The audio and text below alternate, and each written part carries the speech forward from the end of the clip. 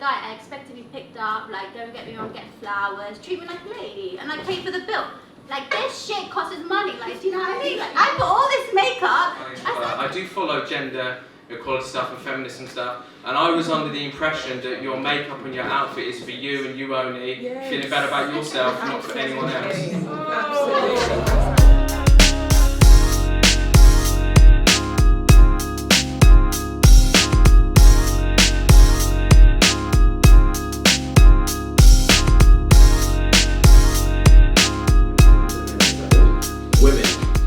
What gives you the ick? When you go to Tesco and you pick up things and then he separates your shit from his shit and makes you pay for his stuff, that kind of shit, that will give you the ick.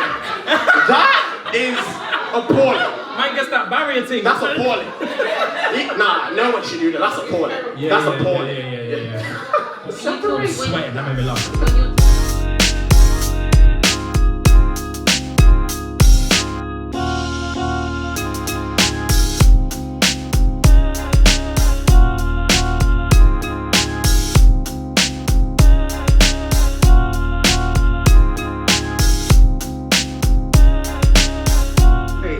Aunties know best. They don't. Aunties know best. Yes, we do. Aunties know best. The only thing they don't know is that they can't sing. Other than that, they know. We know best that we can. Am I speaking to myself? Hello. So I am your host for today. Welcome to the BBE Podcast Festival. I am CynTea. I'm a host, I'm a presenter, I'm a chief enjoyment officer. I like to have fun. So yeah, I'm just going to be passing on the mic around whilst the event goes ahead. So if you've got anything to say, please give me a shout. I want to hear your opinions. So get your opinions ready. We're going to get things started now. We've got the first podcast. Got these lovely ladies. They have their opinions on loud, as always. Always talk about current affairs. They give it up to the Aunties Could Never podcast. No. I'm Auntie AK and I'm actually the mothering hen of the aunties. I'm the one that will hug you, make you feel better, but I'll be cussing you while I'm hugging you. I'm also the funniest and the lead singer of our music group behind the scenes. I am the lead vocalist. Okay. I'm Auntie Farah, and I'm the auntie that swears a lot because I'm such a fucking lady. And I am also the auntie that will fuck you up with love. How that works? I'm Auntie Nana. I am the original OG cool auntie. Also hate the government and generally a kind of on the bordering of a champagne socialist. And I'm Auntie Sade. I'm very, very passionate about a lot of things, and I'm probably the one that's going to challenge everyone the most and call people out on their BS. And also, I'm the youngest as well, so. She harps on about all the time. She's still in her 40s. Yeah, we're still. I just got here. You're still here. So look, we're your cool aunties. We're the aunties that you want to be around at the family party, and we're about to get into. Basically, it's where we get into what's going on in popular culture, what's got us talking and chatting and stuff like that, and some, controversial topics sometimes. So I'm going to go into. I'm sure you all have all heard about Jesy Nelson from Little Mix. Some of you all heard about her being accused of being a blackfish. And blackfishing is where someone who's not black kind of adopts a look and persona that is quite black and borrowing from the culture and over-exaggerating what they believe is black behaviour. So recently, Jesy Nelson from Little Mix, those of you Little Mix fans, she's left the group and she released a new song called Boys, which uses the very old school classical beat of the tune Bad Boys for Life by Diddy. The video is very hip-hop-esque and she does a bit of, bad girl behaviour. And it's got featuring Nicki Minaj, that's a wonderful rapper lady, and it's got a cameo from Diddy as well.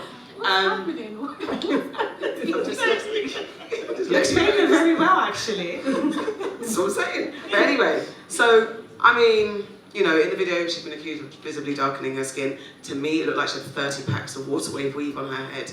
And she was just, adopting this kind of caricature, I believe. So I just wanted to get into it and say, what do we feel about Jesy Nelson? Is she blackfishing? And she has come out and said she appreciates black culture. She's grown up loving black culture and music, and she knows she's a British white woman, but this is what she knows. So how far wrong is she? Is she wrong, ladies, to, you know, be celebrating or appropriating the culture? What do you think about Jesy Nelson's recent outfit? Well, I just think it's interesting that she loves that culture so much, but she didn't kind of speak to Leanne's troubles when she was talking about her experience in Little Mix and how she felt marginalised. And, you know, Jesy was basically silent. She wasn't in the documentary at all. She didn't comment on it. I think, I'm not sure if it was around that time, but she unfollowed her bandmates as well, kind of thing. So, you know, I get that people might not get on, but like if you love it so much and that was like a topic, then why didn't you say something? So I just think it's just pretty much telling. I just don't, yeah, it definitely feels like appropriation. It feels like she's just, I don't know, her and Nicki Minaj looked like they were the same colour. Yeah.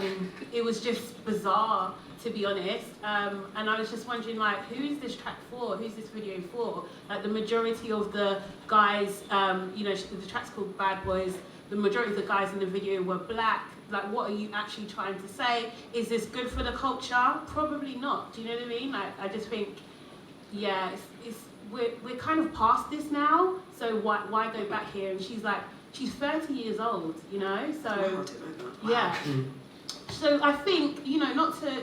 She should know where we are. Do you know what I mean? She should know in light of what's happened over the past, you know, year and a half. Like, she should know where we are. So I think it's a really massive faux pas on her part. Guys, what do you recipe think? You know what? I don't think she cares. It's #1 in 30 countries at the moment. Wow, is it? Yeah. Yeah. It's doing very well. I think it's on 4.4 million views on YouTube as we speak. That's Nicki though, isn't it? Yeah. I was thinking that if Nicki wasn't in it, what would happen? Yeah. It would be dead in the water. Yes, were like massive. No, Little Mix were massive, but let's be real, like Nicki doesn't really release much music nowadays. And this is her first so big outing. Nicki's gonna, she did a little feature on something else, but if Nicki's gonna release something, it's gonna blow up. Okay, so for me, Jesy is very smart. She's got Nicki on the track, and she's probably paid an extraordinary amount of money to get Nicki on the track, right? Nicki is controversial in her own right. You know, like Nicki's audience look a certain way. Jesy's trying to separate herself from Little Mix. That's why she's come out and she's doing what she's doing. Is it blackfishing? Of course it is. Does she know that it's blackfishing? Of course she does. Like, she's not stupid. If you look at how she looked previously and how she looks now, there was a dramatic change. And there is also always that thing of when people leave groups, that when whoever is the first person to leave the group, they want to make themselves look so completely different to the group. And they go out and they do things that are, look at Zayn from One Direction. He came out, he didn't blackfish, but he came out and he was like doing R&B. Where One Direction was singing about, I don't even know what they were singing about. Pop music. Like, do you know what I'm saying? They were singing pop music. So it doesn't surprise me that it's all clever marketing. She knew what she was going to get. She came out and she made a statement saying that she loves black culture, blah, blah, blah. Her people got behind it and swept that statement away and said that she appreciates shit. Realistically, she didn't defend her bandmate when her bandmate was going through stuff. She didn't care because it wasn't to her benefit then. She's trying to strike out on her own. There's no negative press. All press is good press, and that's what they say, isn't it? Yeah. As black people, we sell our own culture all the time, and we allow other people to appropriate our culture and back it. Because think of the two people, as you have said, Nicki Minaj co-signed this and has been added to the numbers, and then Diddy comes on. Right. So do I blame her? No, I don't. I actually blame the black people that were involved in it. That's exactly what my point was going to be. I blame the people that endorsed it because our culture gets diluted and sold and appropriated with some people in our community's endorsement. So Diddy is there because when I first watched the video, I was like, this is like Bad Boys for Life. And then lo and behold, here comes Diddy doing a whole skit. He's co-signed it. And then, you know, there's more to say, but let's see what you guys think. What do you think in the audience? You want to say anything? Yeah. My hands up. I agree with the lady in the yellow jumper. That's Auntie Nana. Auntie Nana. Because we appropriate our own culture anyway, so to just blame it solely on Jesy, who probably is under music contract influence, as we saw in the Little Mix documentary. I think the girl Jade, isn't she? I never knew she was actually, was it half?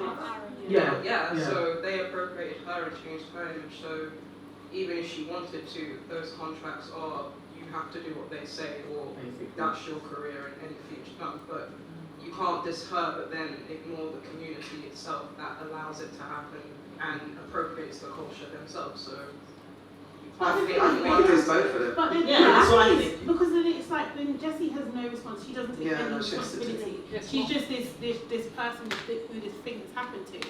Like, her whole thing was just like, when I came out of the band, I wanted to be myself. And she's saying that this is herself.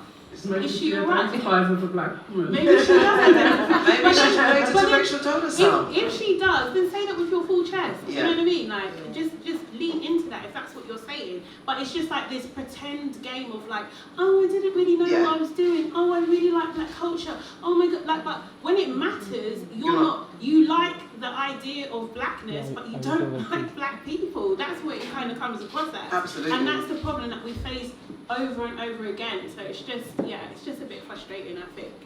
We've got another opinion over here. I'm over here, girls. Where are you? Can't see. Yeah, can you see me waving all the way at the back? Okay. Thank you. So I didn't know if I wanted to say this because I didn't want to be controversial. But I'm going to be honest.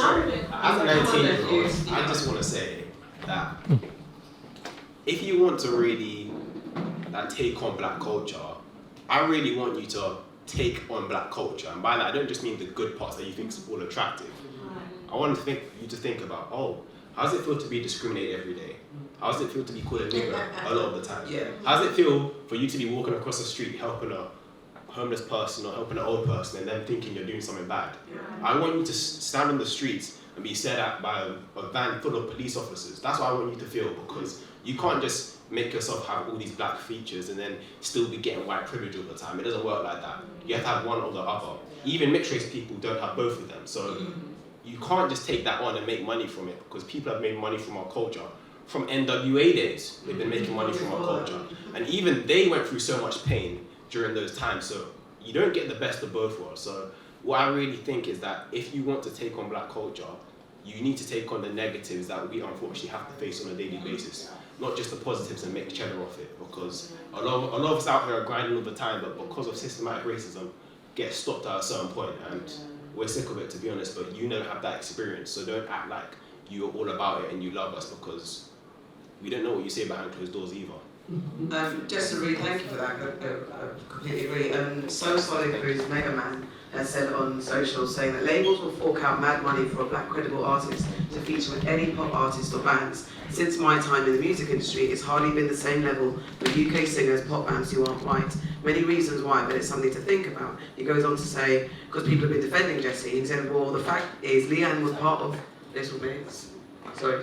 Little Mix, and you men, because there's a lot of men who are defending Jesy, by the way, have a short memory or didn't give a flying F about her feelings, feeling like an outcast by her other members. And Nene, an artist, says, black male and females who want to do R&B are told unequivocally that it doesn't sell to the white masses. This is a fact, don't argue with me, so we have to find alternatives, i.e. house, dance and garage. Name me one black UK female, past and present singer who's been allowed to do straight up R&B without being watered down. Given huge budgets, American collaborators, co-signs, all the trimmings. Just one piece, I'll wait. She said Estelle, Floetry, LMA, Jay Sean, to name a few, all had to relocate to America for the Americans to sell us back to us. So, you know. Got another opinion over here. Go ahead. I agree with Auntie Farah. It's a business for her. She's just looked at the Cheryl Cole kind of like model, and she became that. Wow. I mean, it plays out. Cheryl Cole, Miley Cyrus, there's a lot of them. Like even Pink, like no, it really is. Pink killed it. Pink killed it, because the thing is, the only thing that I will give to Pink is that when she came out, she was told to do that by Babyface, and it's not necessarily what she wanted to do. And then her second album, she came out and did something different. But they know what sells, and that's what they use. And Jessy's no different. It's the same thing as Pink, because when I was reading through the comments, there are so many people in America that they're watching what we're saying, the British contingency, and being like, what she isn't mixed. And that's exactly how we were when we found out that it wasn't black. It was like, what? I'm white. Like, you didn't know. Rita Ora. Yeah, exactly. Go on. Ages. Yeah. It really is like Rita Ora, because that took a while before it even came out that she was our baby. Yeah. Because we all just, she looked so good. Can I ask Did you guys think she was, sorry, go ahead. Can I ask you guys something? So, the Rita Oras, like you guys said, it's the same thing. Everybody has spoken about it, but do you feel like at this moment when it comes to Jesy Nelson that people are dogpiling a little bit because they didn't like her before anyways? Or Could is be it just... Could be some of that. Because someone made a very fair comment, and it was Vaz, that's it, Vaz, what's his name? Vaz Morgan. Yeah. He made a very fair comment, and he said, just because I'm talking to you and wanting you to be held accountable for your actions doesn't mean that I'm bullying you. It's not the same thing. To say to somebody, what you're doing is wrong, and it is appropriation. It's not the same as saying to someone, you're ugly, you're this, you're that. It's not the same thing. It's holding someone accountable. So they are two separate elements. You can hold someone accountable for their actions without actually bullying them, and I don't think it's the same thing. You've got another opinion over here. Hi, sorry, very nervous, love you. I totally agree. I think if she does, if you want to appreciate culture, you give back to that culture to the community. I think you are sorry. Yeah, I feel like if you appreciate culture, you should always give back to that culture. Like, if you know you're copying it, give it back to the black community, help out, or highlight the causes. I've never seen Jesy actually highlight Black Lives Matters and all what was going on, Exactly. especially with Leanne. So if you're copying, do it in the right way. It's nice to appreciate. I love cultures, you know. I'm all about the different cultures and everything. But I always give back to the communities what matters in my heart. And if you're not doing that, then you're clearly basically stealing from that culture. You need to pay it back. It's a form of stealing. Absolutely.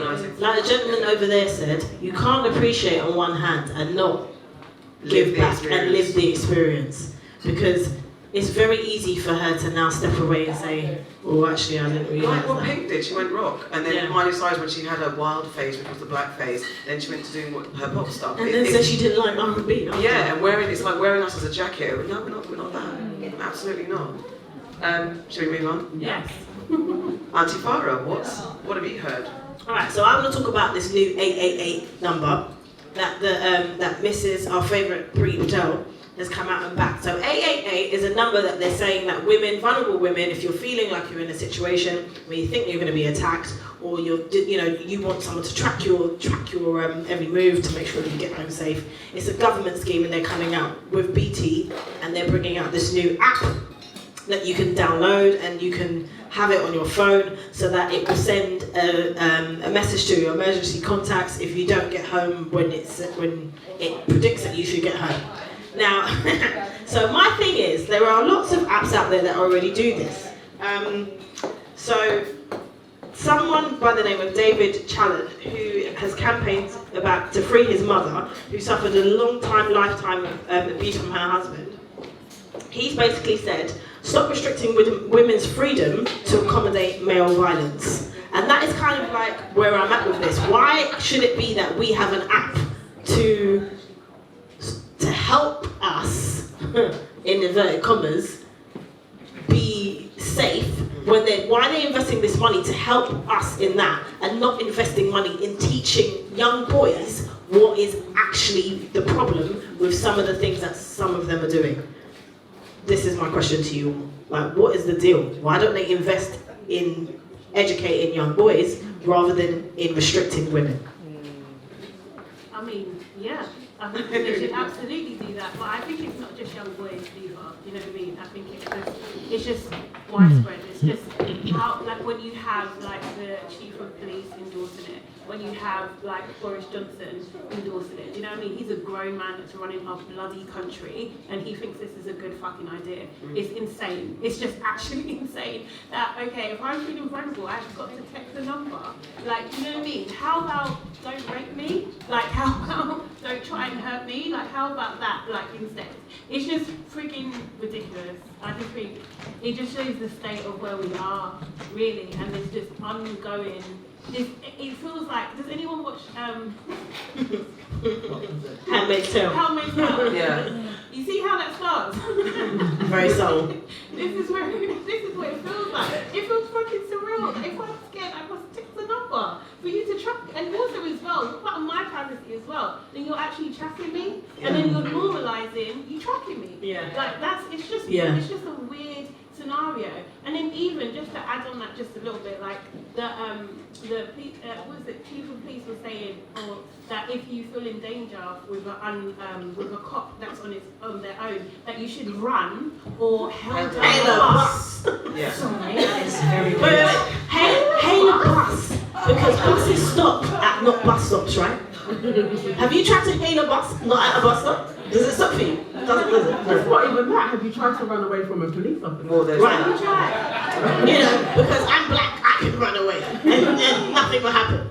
You know, it's fine. These people that are making these rules or making these apps or pushing these things, they live in a bubble. It's just not reality. Like, I wouldn't be surprised if someone in the cabinet, partner, cousin, or something owns that app company, and he's going to make a hell of a lot of money by people endorsing it. That's what I think this is. It's just a farce. Anyone else want to say anything in the audience? Any Would you opinions? use the app? Does anyone out here think it's a good thing to use? Let's hear from a man. Hi everyone. Hi. I'm Tom. I'm a content producer. I do documentaries and stuff. And in this topic that we're talking about now, about this app, I strongly believe it's someone's side business that they're trying to create. It's not going to protect you. As a man, I would say, join the gym, learn a bit of karate, beat them up in case they attack you. Hang on. Did you say join the gym? And learn karate. Didn't say how I speak to my fellow brethren. No, go on. Yeah, but to be honest, all this is not only with women. If they want to introduce that, it should be able to track men as well. Because you know, we all know that there's some men who have been attacked by their wives in houses. So if they want to introduce this to us, it has got to be for everyone. You know, there's some streets I can't walk. I'm scared. So why can't it track me? Why is it that it's only done for grace? Just to clarify, it's not just for women. They are saying that anyone who feels vulnerable can use the app. I wouldn't use it because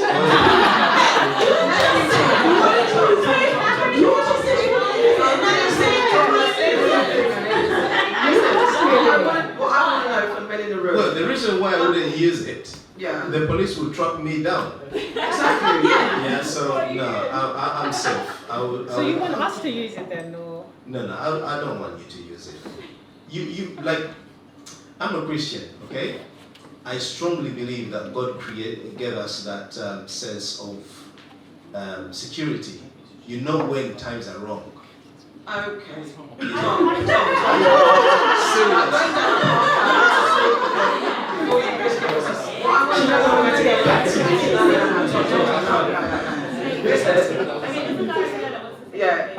Yeah, there's a guy there. Sorry, Tom.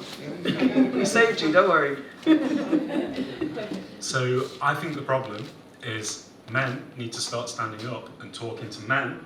There we go. Yeah. There we go. This whole locker room banter going on, like, oh, I'd bash her, I'd do this, I'd do that, using violence, it's fucked up, yeah? Staring at women as they walk down the street, no. You need to call out your friends on this, and this is the problem. Men aren't doing that, and men aren't listening to women that are telling us what they're scared of. What we shouldn't tell you, oh, you've got to carry your keys in your hands, you've got to dress and not look like a woman, you know?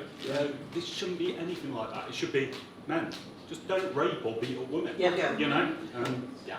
I'd like to ask the men in the room, thank you for that. Like, what would you feel, maybe from school or from wherever you were raised, what kind of things do you think needs to change as well, like as a society? Because obviously, yes, there's a banter, but I think we need to implement some sort of education, because women, we get told from a very young age, don't wear short skirts, don't walk down alleyways, don't drink. But I want to be able to walk with my butt cheeks out, drunk and lean, down an alleyway without feeling like a man's going to rape me. There might be other dangers, but why does it have to be that I have to do all the things? What kind of things do you guys think, as men in the room, what kind of tools do you need to be taught? What can change in society to help you understand that? You first, and then we'll go to you. Well, first of all, I just want to say it's really interesting to hear you guys your insights towards these issues that keep on reoccurring. First of all, I'd like to say it goes down to how children are raised. You see, these situations occur when fathers aren't, doing the role that they're supposed to do, telling their son when to respect a woman's body and to respect their decisions. When a woman says no, you have to respect that. You have to abide by that. I also think it's down to the government as well. Personally, I feel like the government doesn't care. I feel like a lot of these people, they don't care at all. So they come up with these agendas to show that they actually care, like creating an app that tracks your location in case you're in danger. If they really care, they do something about it. They create modules and courses for kids to learn about. They implement these things onto the school system, but the system is outdated. You're not taught about personal development. You're not taught about how to respect someone else. You're taught about English, maths, just like factory setting works. Just work for some boss. By the time you're in your 20s, and until you die. So I think it goes down to like how people. It's more the culture itself. The culture in this country is lacking a lot of respect. People don't have respect. They feel like they have to have this mindset where they have to go and take what's theirs to boost their ego.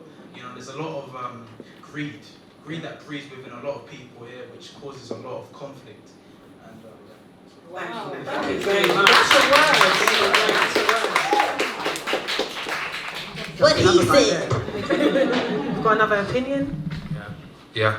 I think you have to remember, one of the things you really have to remember is Boris Johnson himself, the man that is Boris Johnson, and the things that he has said and he has done in the history of his politics, right?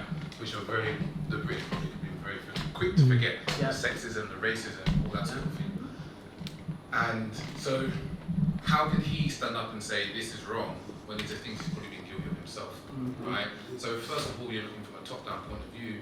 Some men will look at Boris Johnson and see the things he said and done, and it tells you, because he's standing in the position he is, that doing those things is okay, right? So holding people accountable at a certain level to their actions, right? So that when they are guilty of certain things, they actually go through due process and the justice system.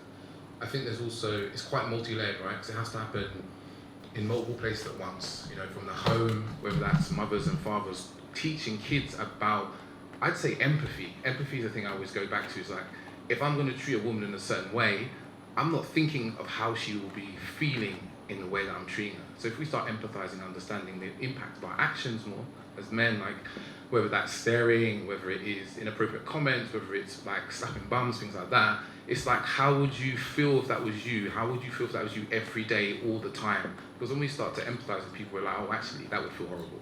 Or it's just simply stopping and thinking for ourselves. It's like a lack of self-awareness, of understanding other people and their experience. I think it's a big part of it. And like schools as well, teachers, there's a whole overhaul, because we've had generations of this sort of behavior being okay, right? Like it's been, the media kind of perpetuates some of it by the way they speak about women constantly, they objectify women constantly. So it's like, we need to really look at as a society how we talk and how we treat women, and teaching men that it's not like they can run amok and women have to run away from them. But it's like, you need to start learning to be aware of your own urges and knowing what's right and wrong and how that affects other people. Thank you very much. Again, what he said. Well said. All right, on to the next. Auntie Nana. Oh, okay, right. So, I'm hoping that some of you have watched Dave Chappelle's latest piece on Netflix, which is called, I think it's called Closer. The Closer or The Closer? The Closer, yeah. And the controversy around that, because his piece really does centre on the trans community, and also that taboo subject of like nobody really wants to talk about or ask questions that lots of us have. Like, you would like to pose these questions to people in the trans community to just kind of understand what they're going through, and also relate as women how we can feel kind of sidelined, marginalised by what they want as their rights to freedoms, which could impact on our freedoms as well. So really my question to you guys, if you've watched any of it, but also if you have any burning questions that you would like to relay to the trans community, and maybe we can kind of like discuss that. What are the questions that what's the dialogue points that we kind of want to discuss with them? and where can we meet and see our human experiences and move forward? I watched the documentary. I've kind of watched it and listened to it, and I'm a huge fan of Dave Chappelle. And I think he does touch on, he has said things that I have agreed with, and I think I do agree with in his documentary. However, I definitely think it's very difficult when, you know, the terminology is cisgendered, or if you're, I don't know, it's very difficult to find the right words to say now, so you don't offend anyone. And so it's navigating how to speak, what to say, and to ask questions without being accused of being a TERF, transphobic, homophobic, and things like that. Makes it very difficult to have a very fair and equal conversation, I think. And the things that he's saying, I get it. It's like, for me as a black woman, I feel that the hierarchy of criticism goes possibly Jewish people, people from the LGBTQ community, maybe white women, then maybe white men, and then at the bottom of it is black people, or a free-for-all. And maybe if you're not a black person, you might feel like I can't say anything and I get called a racist. But for us living the experience as being black people, our issues and agendas is way low down on the and it might cause a little bit of a social media storm, but actually affecting legal change, our issues aren't dealt with in the same way. So that's where I'm a bit stuck and feel like I'm strangled to say something without being accused. But I mean, I've got LGBTQ people in my family. I know a few trans people, and so I would never want to eradicate their feelings, because it's that thing. As a woman, as a black woman, there are people who are not of my gender or my community can never tell me how I feel. If someone says something racist, no one outside that can tell me why that's not racist.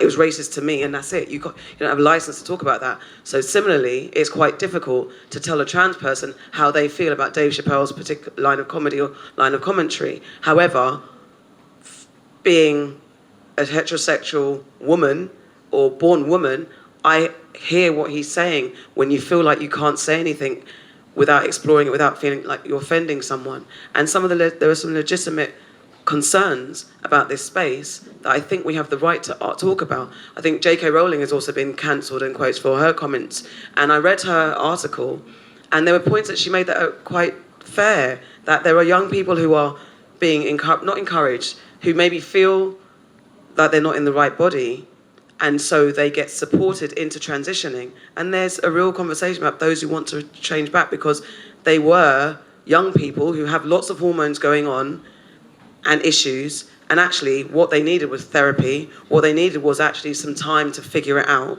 because we do go through so many emotions in those young formative years.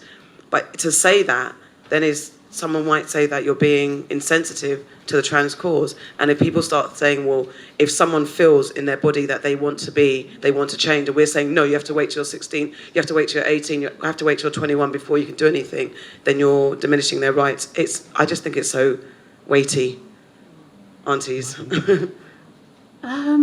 Yeah, it's a difficult one, because you don't, like Auntie AK saying, and you don't want to say the wrong thing, you don't want to offend people, and being from a marginalised group, we know how it feels to be offended. So you don't want to inflict that on someone.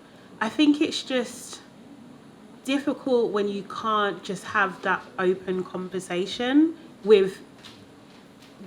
without being condemned, I guess. Yeah. You know what I mean? Like that's what it is. Like it's just I think what do I want to know? Oh God.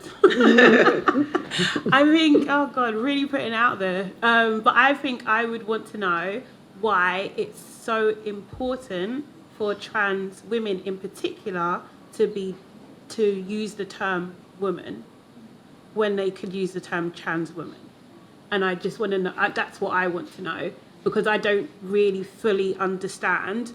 If you're living your truth and your truth is that you're trans, why don't you just use that term?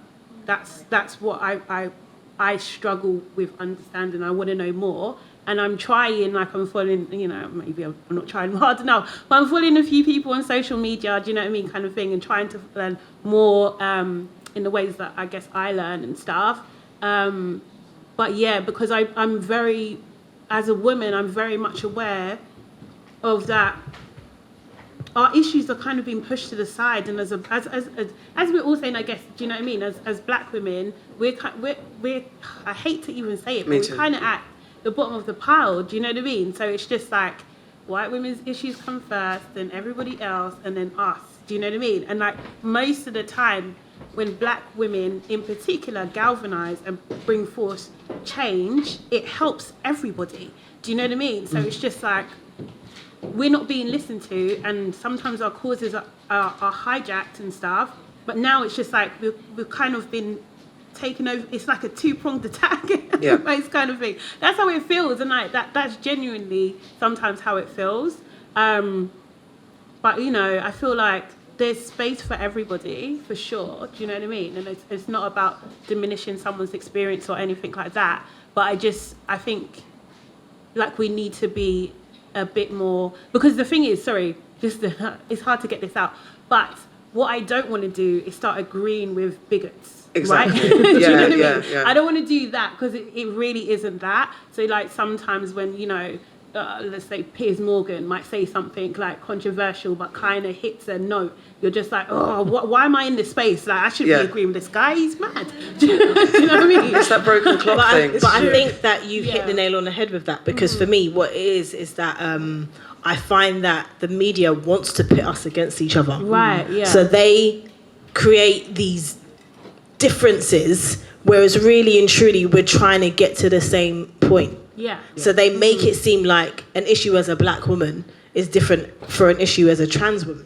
And there are differences, but we don't need to be pit against each other. Right. And it's like they make it seem like only one will survive. This is not Hunger Games. Do you know what I'm trying to say? Yeah. There's like lots of different experiences and things like that. But because of the way that the media project it, we feel like our voices aren't being heard. So then we will speak up against someone else's true self and their experience, because we feel like people are coming for us. And that's not necessarily the case. But that's why it's important for us to have open conversations where we can ask them questions and they can ask us questions. Yes. But you're absolutely right. You feel like, oh, I don't know if I can say that. But we can say that. You know, like when we had Lady Phil on our show recently, and she gave us a lot of good points and a lot of good places that we could go to find out information and people that we could actually, you know, have open conversations with. And I think that as long as those avenues are there and people aren't afraid to say what they need to say, then we will get to a point where everyone's voice is being heard. But it doesn't help when you do have people like the man that you just said who will remain nameless. Auntie Nana, you raised the point. The other question I have though is, do you guys think that Dave Chappelle is a genius? Is the GOAT? I love Dave Chappelle. I think that he is funny, and I think that he's very good at he talks about everybody. That's what it is. You know, he's in a interracial relationship. He talks about that. He's got, I hate when people say, I've got friends that are gay. He's got friends from different walks of life, and he talks about that. Auntie AK blatantly said that. I know she did. No I shame. blatantly said I have gay friends. I have friends who chat to me. I do, yeah, but it's that kind of establishing some sort of empathy when you say that, but some people use it as an excuse. That's it. Some people do use it as an excuse, and I suppose that's what a lot of people are looking at Dave Chappelle and saying, that just because you have these relationships with these people doesn't give you carte blanche to just say whatever the fuck you want to say. He's a genius. But he is funny. That's the problem. But there've been a lot of funny racists. There you go. Yeah, Jim Davison was once a genius, wasn't he? I mean, I do like Dave Chappelle. I think he's one of the greatest comics for sure. Yeah. But I think that what he's very good at is invoking conversation, basically. So that's and his observation and his take on it is just kind of second to none. I don't think I've watched anything of his or been to a show where I haven't left thinking, oh, that's a different angle to look at things. And I think you need people like that in the world to kind of push conversations and push things forward. You might not agree with what he's saying. Do you know what I mean? You just might not agree with what he's saying at all. And sometimes, you know what I mean? It's like, we'll agree with everything he's saying. He's pretty sexist as well, actually. Yeah. And watching the Dave Chappelle show on Netflix, watching that back is insane. I don't know how he got away with those shows. It's actually insane. But yeah, I think he pushes the envelope, and you need that. You do, but there are like so sometimes comedians will say that, oh, I'm not allowed to be free. I'm not allowed to be a comic anymore because I'm not allowed to talk about these sort of things. And I feel like there are times when he pushes the line. But do you know who else does that? Ricky Gervais. Yeah, Ricky Gervais is very good at like invoking a conversation and pushing the boundaries of what you think. And I think I like people that challenge how I think. So it comes to my final point on it, and you brought it round brilliantly. I do think there is license and comedians are allowed to do this, but I find that black comedians are very quickly cancelled when they do push the space. And Ricky Gervais says some shocking things and he doesn't seem to get that cancellation tag. And though I don't find Kevin Hart that funny in any way, shape or form, but the fact that a joke that he said such a long time ago cost him the Oscars, and also Eddie Murphy has also had to battle back and forth, but there were so many white comedians at the same time doing racist jokes, homophobic jokes, that didn't suffer the same type of backlash.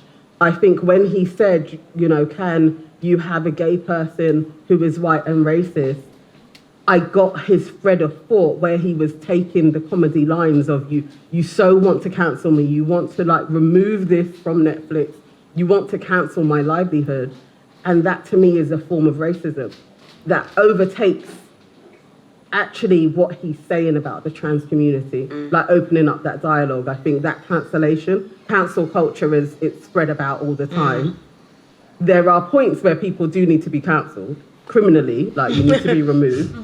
But sometimes when you have an artist just expressing thought, I don't think they should be cancelled on that. And it seems to be really easy to do that to black people. I've got an opinion over here. Go ahead. Kind of like Auntie Jana just stole everything I was going to say. But basically, I think Dave Chappelle is really, really in a very unique, like, historical point of view because of what he's done over 20 years or how many ago when he left everything and walked away. What I feel he's trying to demonstrate is that he's not being controlled by the industry and he's pushing the boundaries of everything.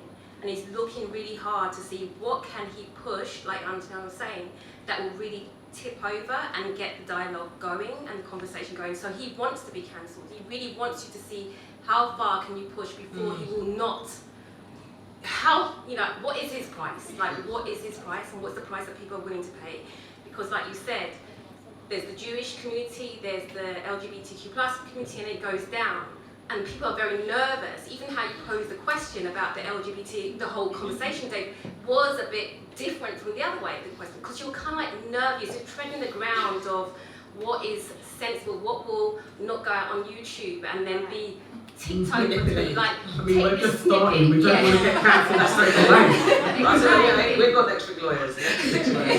Exactly, take that snippet and then he's using that, and I think him specifically, definitely is in a very unique position. I think history is going to show where it takes us moving forward.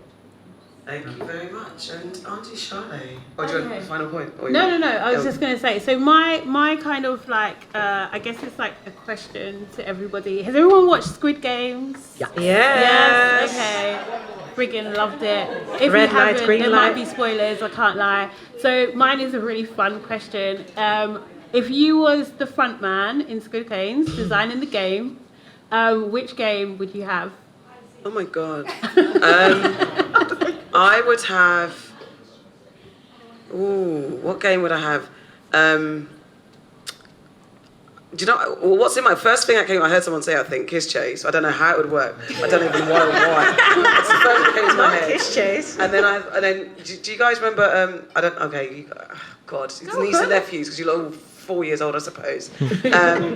There was a French elastic. I don't know elastic. Jingle Jangle. Yeah, the game. One of the games was called Jingle Jangle, but the whole thing was like elastic. I don't know what we all called the game. Would you get the elastic, and you had to kind of Jingle Jangle, Centre Spangle, Jingle Jangle out. Yeah. You had England, Ireland, Scotland, Wales. Yeah. And then you had to kind of Yeah, up the leg. Yeah, that was wicked. Yeah. Had the elastic around your leg. So somehow that would be the game.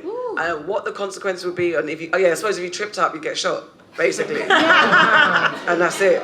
And then kiss change. I don't know if you didn't get kissed, you get shot, or if you get the kiss.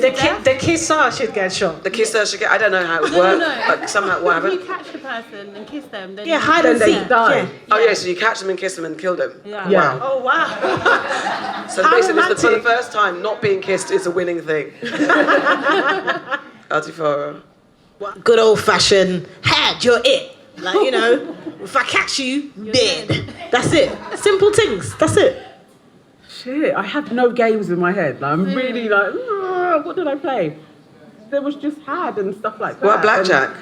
A game of blackjack. Yeah, actually, there was no card Yeah, but games in then, can there. I tell you something? You know what would be difficult if you did blackjack? Is the queen a slag? Is she? Yeah. But I'm back. setting it. It's blackjack and queen is an absolute slag. She's and a slag. everything Okay. goes on top of her. That's how Everything you goes play on. it. All man goes on. Yeah. A card game, definitely, because there was no card games in it. But I also like that licking game as well. So I want the cutting out the shape. licking, The honeycomb one, yeah. Cutting out the shape. What about musical chairs? Do you remember that musical? Musical chairs. That would be. Musical chairs. That would get so violent. Would be amazing. That would Can be. you I'd be imagine? like, get out of my chair. Musical, but if you did that, you get shot. Yeah. Musical chairs. No, because they let you No, get they let rowdy you though. fight. They let you fight. They let No, you but that's what I'm fight. saying. But then you'd be killing it. Yeah, musical chairs. So the person who doesn't have the chairs. chair will get shot. Yeah, they'll get shot. Yeah. But then, Yeah. I think both. If you're violent and try and take a chair, you get shot. If you miss a chair, you get shot. That's a round where bare people were dying. Lots of people. Wait. And if I take 2 seats Parcel, away at parcel. a time, Parcel. Nothing parcel, parcel. Auntie Charlie, you do your one. I think either rock, paper, scissors. Rock, paper, scissors, yeah. Quick That'd be good. elimination game, quick elimination. Or what was the other one I was thinking? I was thinking pat ball. I don't know if you guys. What, up the wall? You pat the ball. Up the wall, Yeah. yeah. Like I don't know. hands against the Yeah. wall.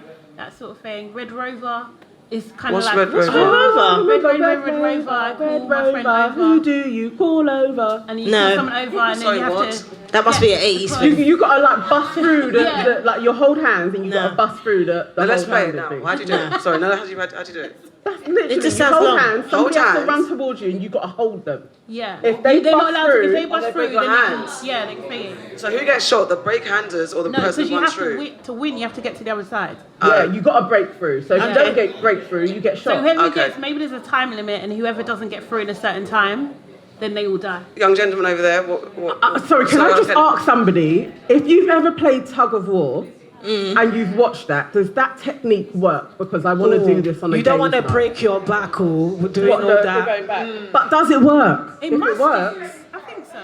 So. It sounds like a. Sorry. This guy has his hand up first. Right? Okay. They actually do a tug of war like world championships. So in that if they were actually going by like the rules of the game, there's like a ton of them, so they wouldn't have actually been allowed to. So like there's like this one where what you could have done, you could have actually held the rope but hold it down into your core, so you would have held you steady, but you wouldn't be allowed to do certain rules. So if they actually kept it by the rules of the game, they all would have been killed anyway. Okay. But like Wink Murder would be a good game. So it's like, Wink Murder. so for the person that's actually trying to take everyone out, they could play strategically to try and get rid of all the strong people. But then it's also forcing the others to be a team to try and figure it out. But if they're on a time limit, then they can also take everyone out of the game. Do you know what would have been a good game as well? Seesaw. Because because think about it, no one knows what it is. Like you see the game when they did like the tug of war one, and they were like, let's get all the men. I was thinking in my head, what if they got on what if it was a seesaw? Because like whoever is up or whoever is down, the lightest person. Yeah. Like, you picked wrong. You die. That's all sorts of discrimination. Yeah, but it was discrimination with them picking man. Yeah, true. So, like, my thing is like seesaw. You don't know what you're going to get. Let's do the seesaw. there we go. Who's in the air? Go with that. Pow!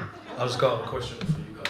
I just think about a game on the spot. So if it was a skipping marathon, and the one that trips up or whatever gets shot, who out of you guys would last longest? Who lasts longest? I would. You see when people think that they play everything. I'm the most athletic. I think Farah would. Thank you. Why?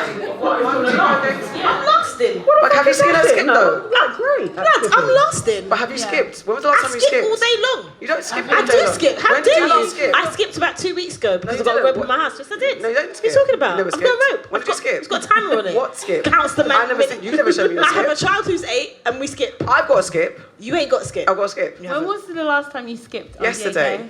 Lies and propaganda. No, it's true. Hold on. Lies. Yes, I would have, because I'm the most athletic.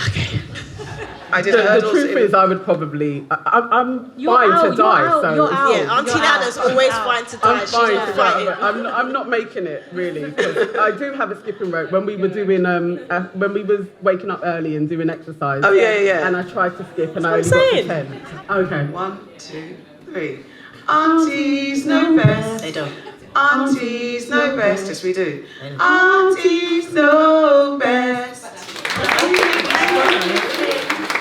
Before you ladies go, I just wanted to ask you ladies a quick question. If anyone wanted to start a podcast here today, what tips do you have for them? Just do it, like I did.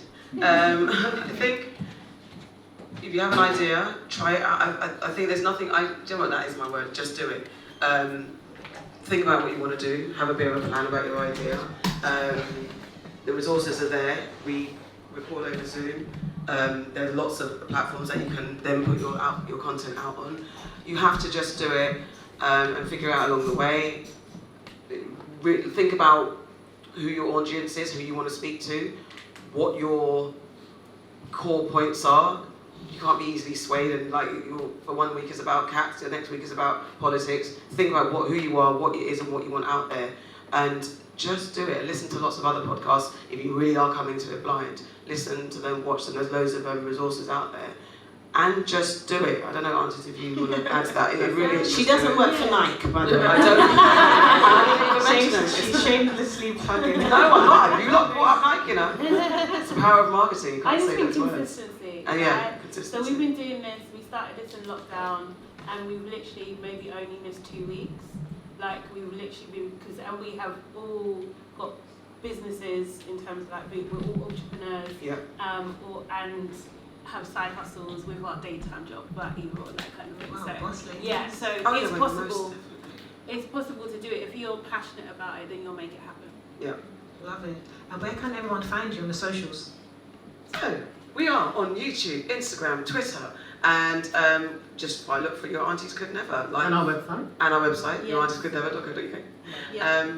We're everywhere. We go live at 5 o'clock every Tuesday, and we are live on Facebook and YouTube, so you can find us there, and you can watch all our old shows on YouTube as well. And you can listen back to our podcast on most listening platforms.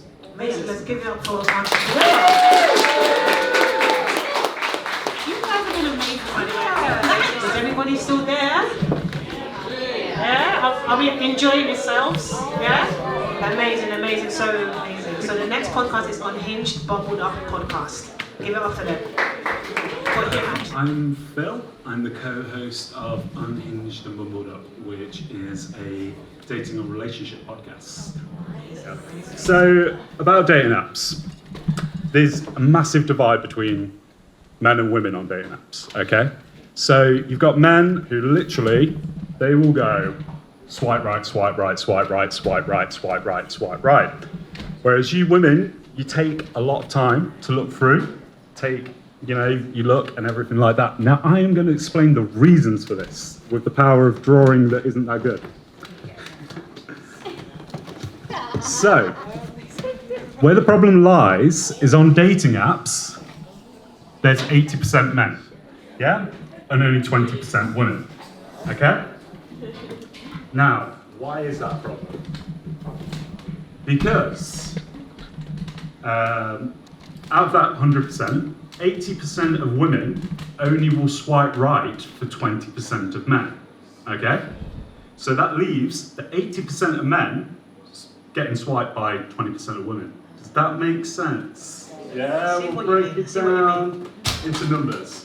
So if there's, breaking the place. So if there's 1,000 people, 800 men, 200 women, that means 160 women are swiping right on 160 men, yeah? So each one of those men will probably get the 160 swipes, whereas 640 men have got potential of 40 matches, yeah?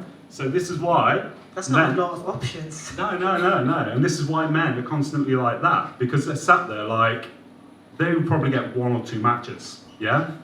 So this is the problem. So attractive people do really well on dating apps, only if you're in that 20%, whereas the rest of the 80% of men, they are literally swiping for their life, yeah? But the problem there is, when they match with someone, most of them have no chat. So, how many times have you opened a message and you've got hi? Yeah? Yeah, you get hi. Yeah, how's your day? And it's just so repetitive. And also, how many people have had an unsolicited dick pic sent to them? On dating apps? On dating apps, yeah? Happens all the time, yeah? Now, men, we need to up our game, yeah? We need to up our game with our opening lines. We need to come up with something creative, pick something off their profiles, and let's go with that. So yeah, and that's the problem, that basically you get so many people that just use the same old line and it gets repetitive. And the other problem is you have the Disney princess syndrome, okay? So who here watched Disney films as a child? Yeah? Yeah, same here, I watch it all the time, yeah. Problem is, watching it on repetition, yeah? Who wanted to be a princess? Come on, did anyone want to be one of those princesses? Yeah? Now let's look at it, let's break it down a minute. Aladdin lied, cheated, and basically pretended to be someone else. Got with Jasmine, yeah?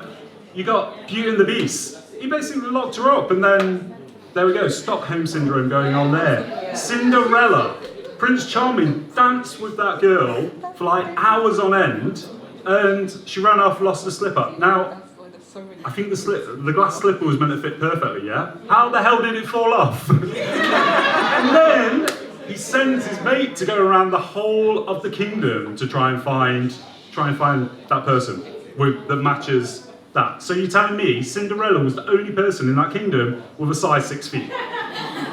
Yeah? Disney, Little Mermaid, saves his life, loses his voice, but then he completely forgets. It's mind-blowing. Disney has taught us that men that are like below standards are amazing. You know, this is how we do. You know, it's the whole "I want to be a princess. I'm going to fall in love with the first guy because he treats me. He basically remembers my name." Yeah, we don't need that. You need to raise your standards with men. Yeah. Oh, that's right. Yeah. I know that's right. And men, we need to do more, yeah? We can't just expect, yeah, to turn up, pay the bill, and there we go, yeah? So, should we move on to another game? Yeah, go for it. Yeah? Let me just get my notes up, because normally I'm sat behind a desk. You want to ask a question? Go on, say it, what do I know? Like I was saying this to like the other day, like my sister's like guy friend came over to our flat, and then I was just getting to know his personality. And I said to him, and he goes like, "Oh, you're single and stuff." I said, "Yeah," because I felt like he thought that I was trying to cock block him from my sister, because I was properly questioning this guy, like, "Who are you?" Blah blah blah. And then he goes, "What type of person are you, and what do you expect?" I said, "I like to be treated like a lady." He goes, "What do you mean?" I said, like, if I go on a date with a guy, I expect to be picked up, like, don't get me wrong, get flowers, treat me like a lady, and like pay for the bill. Like, this shit costs money, like, do you know what I mean? Like, I put all this makeup. I said to him, honestly, like, when a girl gets ready for a date, I mean, the girls that are my friends, we take like 48 hours to get ready, like, for a whole day thinking, what shall I wear for the day? How am I gonna look? What am I gonna say? I said, that costs time and money, and the guy should pay for that time and money by paying for the bill. You were going to fall out with me. And like even putting the makeup, and like that makeup and hair takes 2 hours for some ladies to get ready, right? So I said to her, like, everything costs time and money. Like, the makeup ain't cheap, the clothes is not cheap. And if the guy doesn't pay for the bill and treat me like a lady and be respectful, you're like, I'm not going to see you again. And he goes like, And I personally feel like some guys wouldn't agree. I think if you're taking out a lady on a date, pay for the bill. some people don't agree, but that's how I see it. Right. Do you want my opinion? That's my standards. Like, I expect flowers. Okay, so who do you expect to pay for? You expect a man to pay for the date every single time? Yeah, because I made a freaking effort. Like, a guy just showered. He didn't make an effort in picking the place. He didn't make an effort in coming to pick you up. He didn't make an effort for paying the bill. No, that's no effort at all. So the thing is, yeah, men, it's based on what they're going to buy me, what they're going to do this, are they going to pay the bill, are they going to do this, are they going to do that. So men have to impress with their wallets, yeah? So does that mean women just have to show up and that's it, that's enough? No. So a relationship is built on respect, yeah? A respect for each other and equality. How is you expecting him to pay the bill every single time? How is that being respectful to him? How is it showing respect? No? Any opinions in the Any audience? opinions? Here we go. Okay, I'm going to start with you. I feel like I'm in the hot seat. It's quite funny actually, because I believe the comedian. Sorry, can we just have a little bit of quiet so we can hear the lady speak? Thank you. So my first point to agree with her is the comedian, I believe, Bill Burr actually did a comedy sketch on this where he was noting to the audience, like men and women, that because of the statistics going against women from stalking, murder, sexual assault, the actual notion that she's actually accepting the date with you in the first place, despite all of that going against her, is the actual payment. Like, you should be thankful that with everything going against us. But shouldn't it be equal? No, I believe the initial date. The initial date? The initial date, you're the one, her actually accepting that and giving you her time is her payment. The first date? That initial date. So what do you think people should do on the first date? What is your ideal first date? I believe it should be a date for dinner, notion that you can both communicate. When you do activity dates, you're more focused on the activity, so you're not actually paying attention to the person and the person to you. I believe a date where you can both just sit down and actually feel each other out is more suitable. Coffee, drinks, yeah? I believe drinks. I think a lot of guys nowadays with this whole coffee date, I think some guys are even wanting to do walk dates now. They're not putting any effort, but they want reward. My second point also with the Disney film, a lot of them were written by men standards, and also comedies from the noughties and 90s and noughties from any Adam Sandler film. It was always this notion that this low guy could somehow reduce the woman's size standards, where this woman wouldn't even have matched with him in real life, and then by the end, she's somehow fallen for this guy that hasn't changed for the better, that hasn't improved himself, but somehow she's had to lower herself down to him. And there was also a film, 500 Days of Summer, where the actual film, it was actually a lesson for men, a positive one, to not put a woman on a pedestal based on your own grandeur delusion. Like, you basically put this image of a girl that you didn't really know. Whereas that film actually went over many guys' heads of what they were trying to say.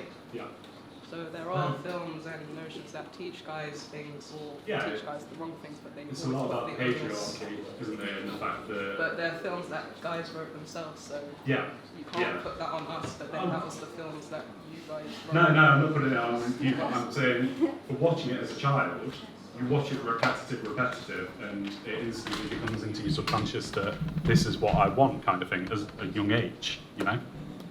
You've got another opinion over here. Yep. Oh, two. Hello, can you hear me all right? Yeah, I do. Okay, sorry I didn't catch your name over there, but I strongly disagree with like most of what you said. I'm really sorry. I think for me, like, I think that's a really unrealistic expectation, and I think exactly as you said on stage, you know, equality is super important. And for me, what you're doing by expecting that is feeding into traditional kind of roles, gender roles, and I think it's extremely toxic thought, and therefore it then leads to extremely toxic behaviour, because the reason why we have toxic masculinity and the reason why there are these expectations of men is because of how we women think a lot of the time. Don't get me wrong, it's on both of us, but when we have women in the room, in my opinion, projecting that on men, then yes, it can lead to so many other things. If a man is judged solely by his wallet, why do people start trapping?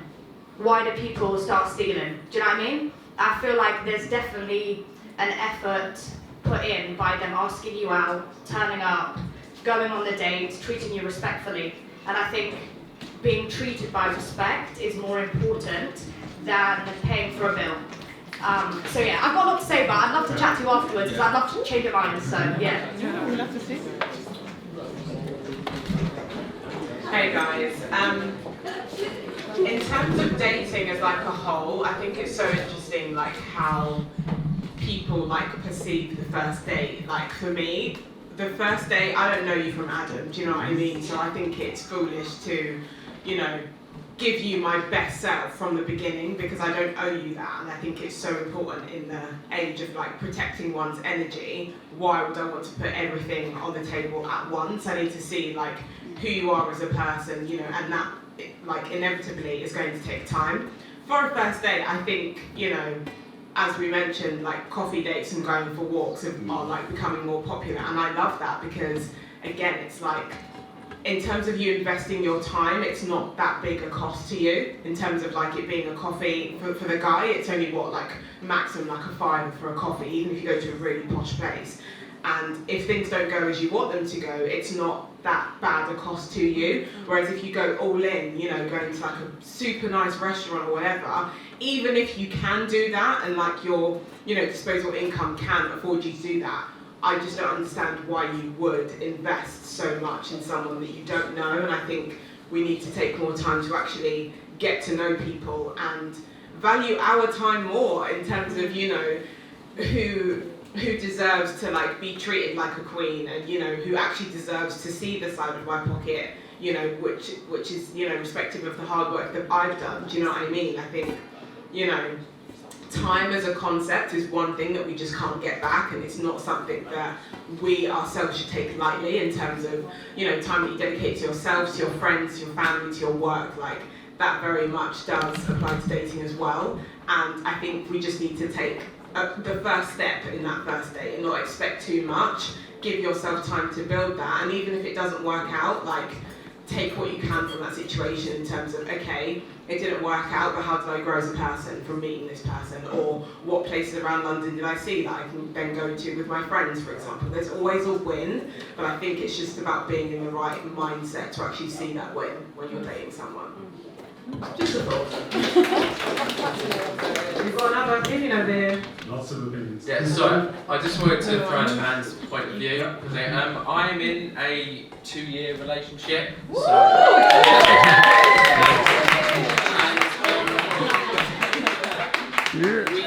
We very much started it on equal footing, and both of our opinion is that whoever invites the person on the date is the person that will pay. Yeah. So if a girl invited me on a date, should I still be the one that pays? She's the one that wants to take me, right? So I think it should be gone on that basis, really. Obviously, men do most of the asking nowadays, so it would still, majority of the time, be men, but I still think that's the equal thing to do. And also, we were talking earlier with the last podcast group about how dangerous it is at the moment. And do women really want to be getting in the car and having a guy control them for the whole evening, a random guy on the first date? I think that's a bit weird. And also, like, we're in an age where women are, you know, all working, they all want careers and stuff. My girlfriend currently earns more than I do. So, why should... Yeah, and also, in response to her makeup comment earlier, the makeup costs loads of money and stuff like that, I do follow gender equality stuff and feminist and stuff, and I was under the impression that your makeup and your outfit is for you and you only, feeling better about yourself, not for anyone else. No, honestly. So my opinion is, when you first start dating someone, you're meeting their representative. You're not meeting their full self, right? You're meeting their representative. So as such, why should I expect you to pay the full bill? Let's go halves on this shit. It's like not one person has spoken in here about going halves. We're both meeting each other. We're getting to know each other. Shut your face. We're getting to know each other. So I'm not going to expect you to pay for me. And like the gentleman over there said as well, I'm not going to expect you to pick me up. I will meet you at a safe location because I don't know you from Tom, Dick or Harry. said location, we will eat, we will vibe or not.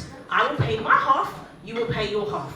If the date is successful, we will go on to another date. And when we become whatever it is that we are due to become, that is when you then do things like, I'll pay for you, babe. No, I'll pay for you, babe. That's what you do when you get to know somebody. You cannot expect to have equality if you're not willing to be equal. Yeah? So that's all I want to say about that.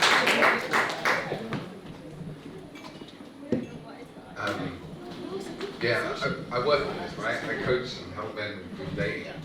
And one of the big problems with expecting men to always pay for the first date is you've turned dating into a financial transaction. You are exchanging your time and your beauty and how you look for his money, right? Now, he's paid for the date, he'll now expect something in return, which is a very toxic dynamic to set up. You have to remember this whole paying for a date is actually a very sexist idea that comes from way back when women couldn't look after themselves, or it was perceived that women couldn't look after themselves, they couldn't pay for themselves, right? And it sets up a very transactional relationship as well. Like if you look at maybe some couples, in your life where they've lived out these very traditional man-woman dynamics, and you will see that the women are often controlled by the man, and how does the man control her? Money. Right? So by continuing this cycle, you may find yourself in a sort of relationship where you are being controlled by money, right? And that is not a dynamic you want to set up as a young, independent woman. You want to set up yourself in a way in which you are meeting someone on an equal keel and looking at connection. Like, who am I? Who is this person? How can we connect? Because if you put all your value into your looks, that is how you will be perceived by the world. And that's not really where we want to go. We want to look at how can we deeply connect to each other and get to know each other, so I know who you are and we can move forward in a way that is really beautiful and connected. Interesting. Yes, so I think it's a bit unfair to be kind of like, not beating up, but kind of coming at this young lady that's expressing her opinion here, because it's a very common one, and like I think it's not. I just don't think it's all the women's fault. Do you know what I mean? Like we just live in a society that really trades on looks, and that's how that is our society. It's just generally how it works, kind of thing. So why would you expect her to think any differently if those are the images that are bombarding us on a daily basis? That's what we're taught constantly. So because you don't want to pay for the first day, I have to do all this work and be this Mother Earth person and just live a different life because you don't want to pay on the first day. That's ridiculous. You're putting too much pressure on me. Do you know what I mean? Like, I think it's like we have to be realistic in terms of like what you're asking people to do is fight against the norm, and you can't expect just manage your expectations in that sense, I think. Do you know what I mean? Because it's a lot, and it's easy to kind of say to a girl, okay, you're just trading your beauty kind of thing, but everything tells us that's what we're supposed to do. Do you know what I mean? From your child, like especially girls, like from your child, you're constantly told that your looks are your value. Do you know what I mean? So it's like it's a lot to expect that, and I think like generally we forget. Well, I think in this conversation we're forgetting. I get the gentleman in the relationship. His wife or his girlfriend's earning more, but generally men earn more than women anyway. Do you know what I mean? We haven't solved that pay gap yet. We've been talking about it for a long time, but we haven't. Do you know what I mean? So it's just like if you're choosing, I truly believe I don't think you should let him pick you up in this day and age, personally, because it just isn't safe. But you should, I think he should be a gentleman on the first date. And I think some people have traditional values. Do you know what I mean? If that's what they want, then you respect that. If you don't like that, don't date me. It's just as simple as that. It should be your choice. Your aunties could never.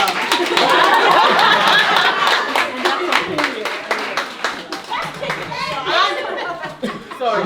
Auntie Farah, you did really well as well. All I wanted to say is, I've been in a relationship for 21 years and married for almost 10 years, and I probably started off very similar to this lady here, in that same type of opinion that I should be treated like a lady.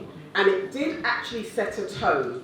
So I didn't have all of the trappings that she laid out, but there was a definite determination on respect levels that I expected for us going forward. And I was 19 when we got together. And then as you get older, you see how things change, and your standing within the relationship also changes. We have gone back and forth. I've earned more, he's earned more, and we go up and down. And then you have this big word, the C word, compromise comes in, and your value systems that you go into a relationship with, they change dramatically once you come out of like that dating scenario.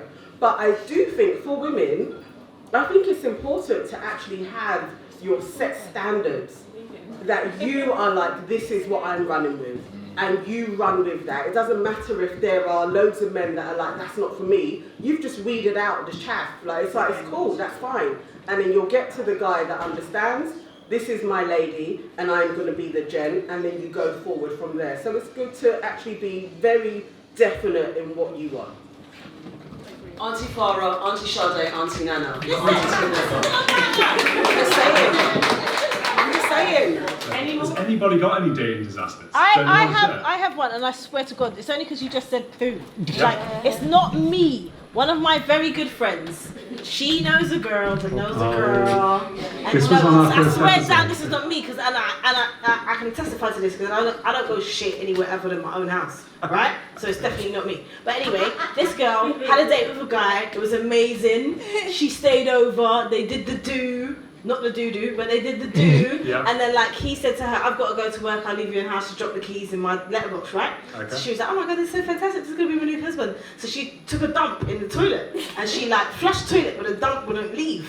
So then she got a plastic bag, and she like put the poo in a bag, and was like getting ready to go, and she put the poo on the table, and was like, yeah, I'm gonna go, like blah, blah, blah, where's the key? So she left the house, and then she put the key through the letterbox, but she had left the poo in a bag, in the kitchen, on the table, so then she was like, fuck! Like, so then she obviously couldn't call him again, because he would think that she was like sick in her head, because she left a bag of shit on the man's kitchen table. But yeah, that is a dating disaster. I've actually heard that one before. You see? I You know about the poo? No. I do remember seeing one, though, while reading about one where the poo got stuck in the mirror, in the window. The girl tried to, or the guy tried to throw it out, and it got stuck. And I think it made the Sun newspaper. Yeah, like people fixing toilets.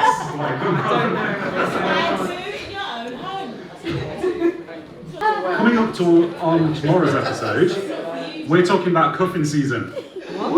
Cuffing season. What is that? It's here. It's scouting season. It is cuffing season. So cuffing season, you know how outside it's getting a bit cold. Okay.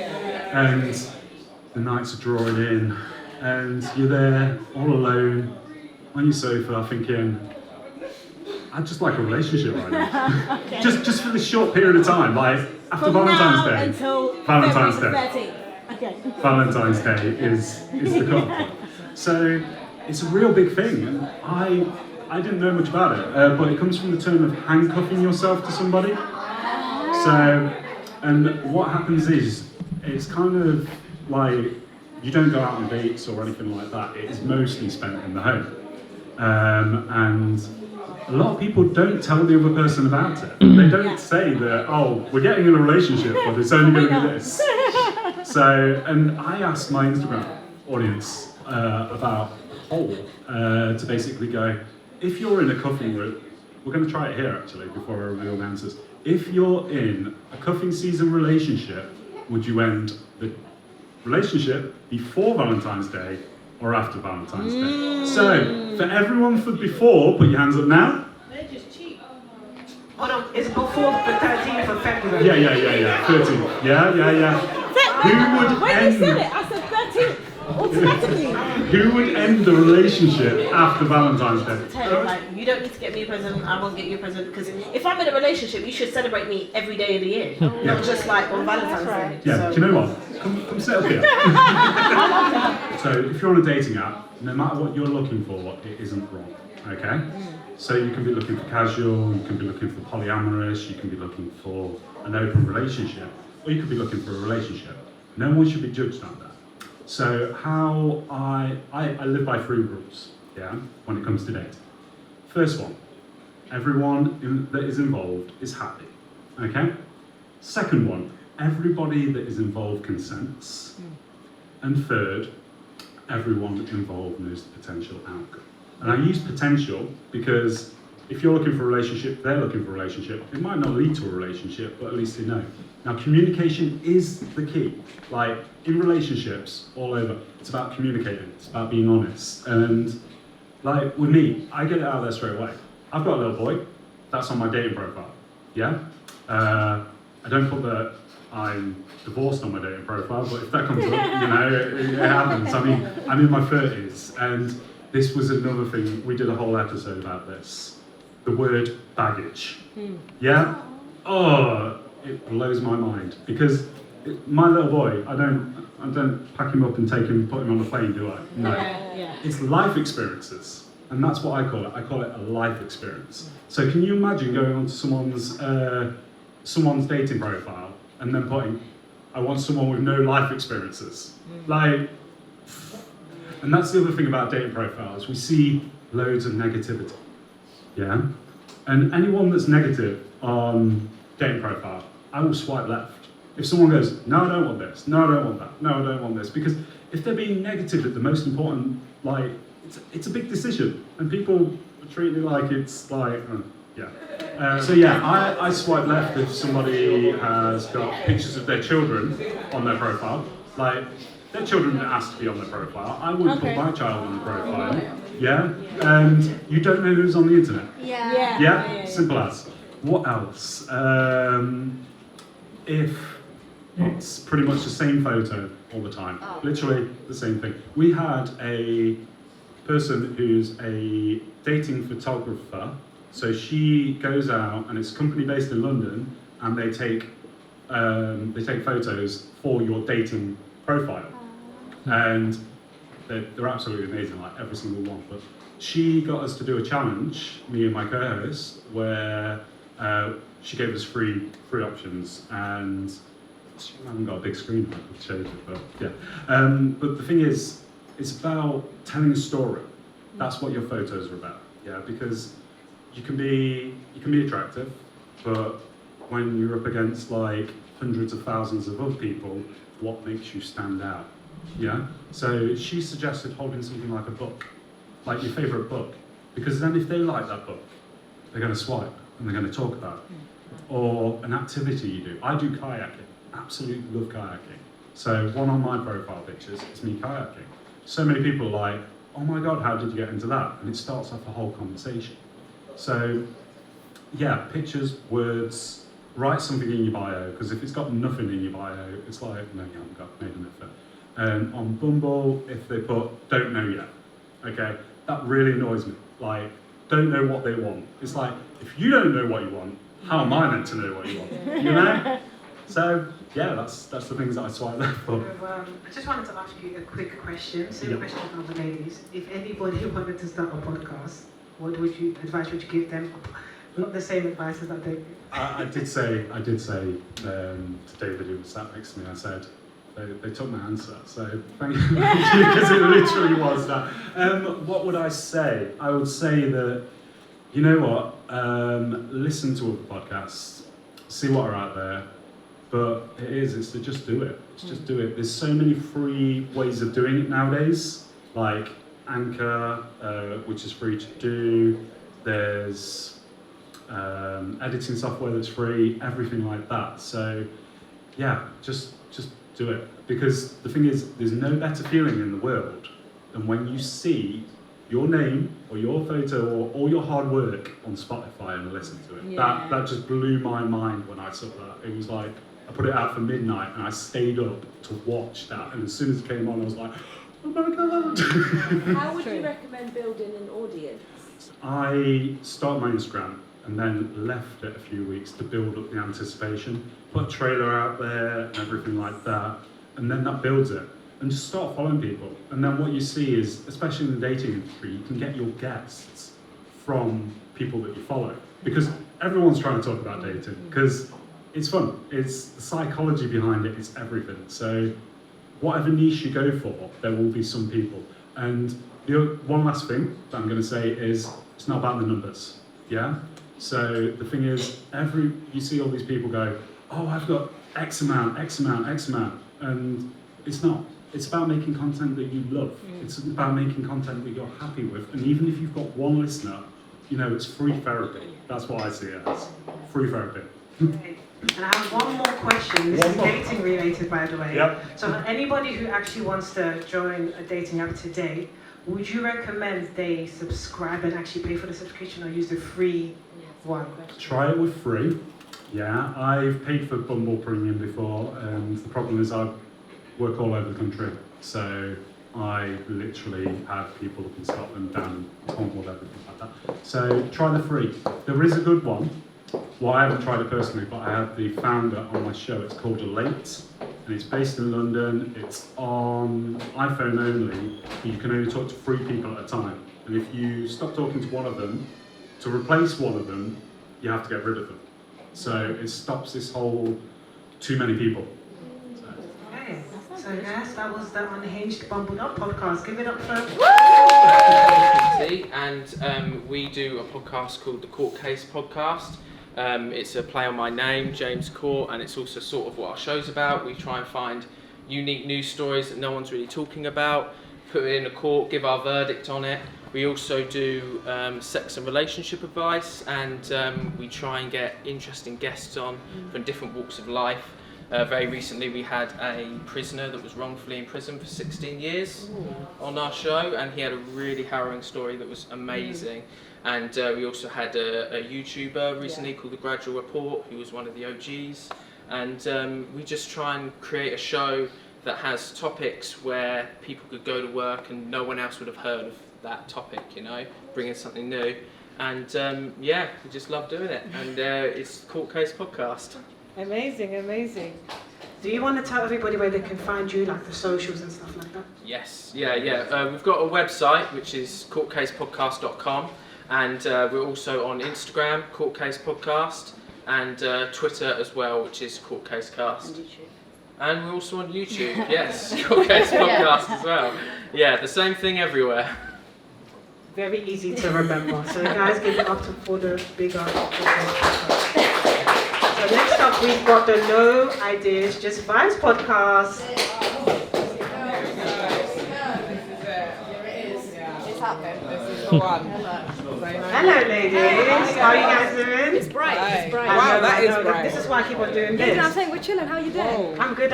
So who are you, and what do you do, and what do you talk about on your podcast? Okay, so we'll do individuals first. So my name's Lizzie. I'm 24 years old, and I work in the creative industry. Born and raised in London, and I've got podcasts with this girl. Yeah, man.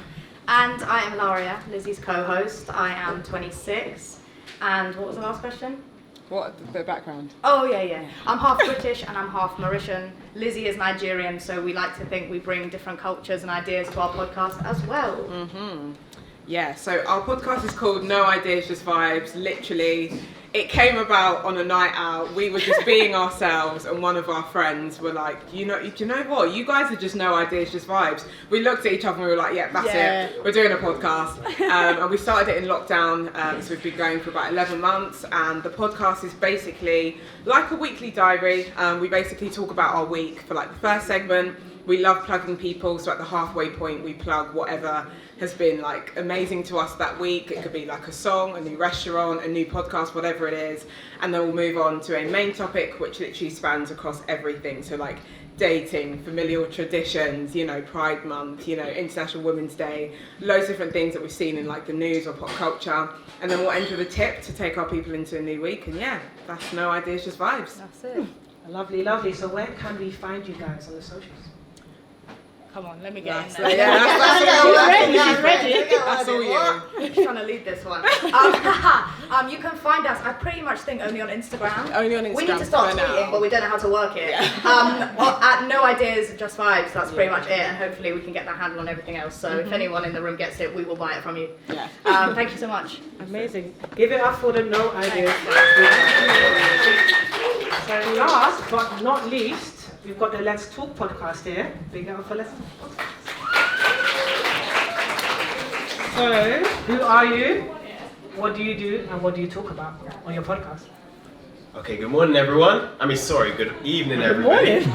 I'm still waking up, sorry guys. So my name is Jonas Andrew Phillip, I'm 19 years old and I'm an educator, entertainer and entrepreneur. I know, that's right. So, what's your podcast about? Yeah, so essentially what the Let's Talk Facts podcast is about is really sharing stories of people from marginalized areas and people who have gone through certain situations that are quite tough in life, for them to share how they overcame it, because we all know that success leaves clues. So we try to share those kind of stories with our audience so they know what they can do to build better lives, build great habits, and in turn become extremely successful during their life. Amazing. So where can we find you guys, or you? Because I keep on saying you guys, but there's only one person here. Where can we find you?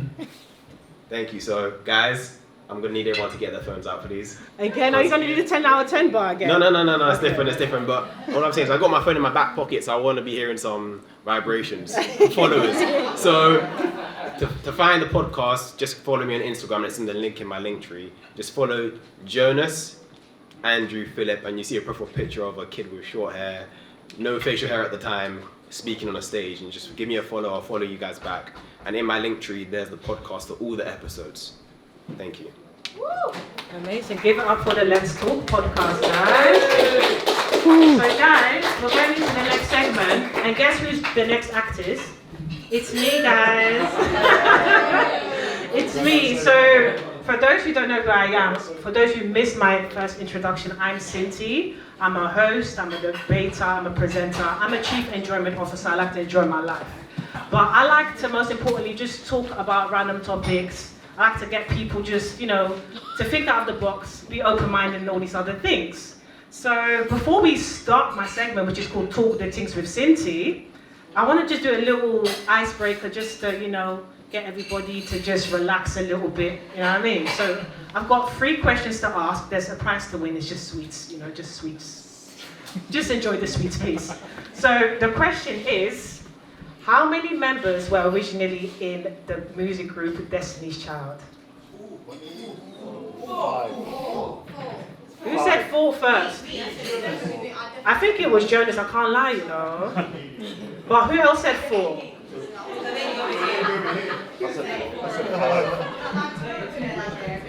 Jonas, come up on stage, I've got something for you. I've got a little bit of good food, sweets. Okay, Jonas got that one. The next question is, how many planets are in the solar system? Now or before? Now. 8. 8. It's not 9. You said 9? No. I'm joking, it's 9. You've got it. You've got it. It's 8. Another question is, what is the name of the talented singer / songwriter also known as Voldemort?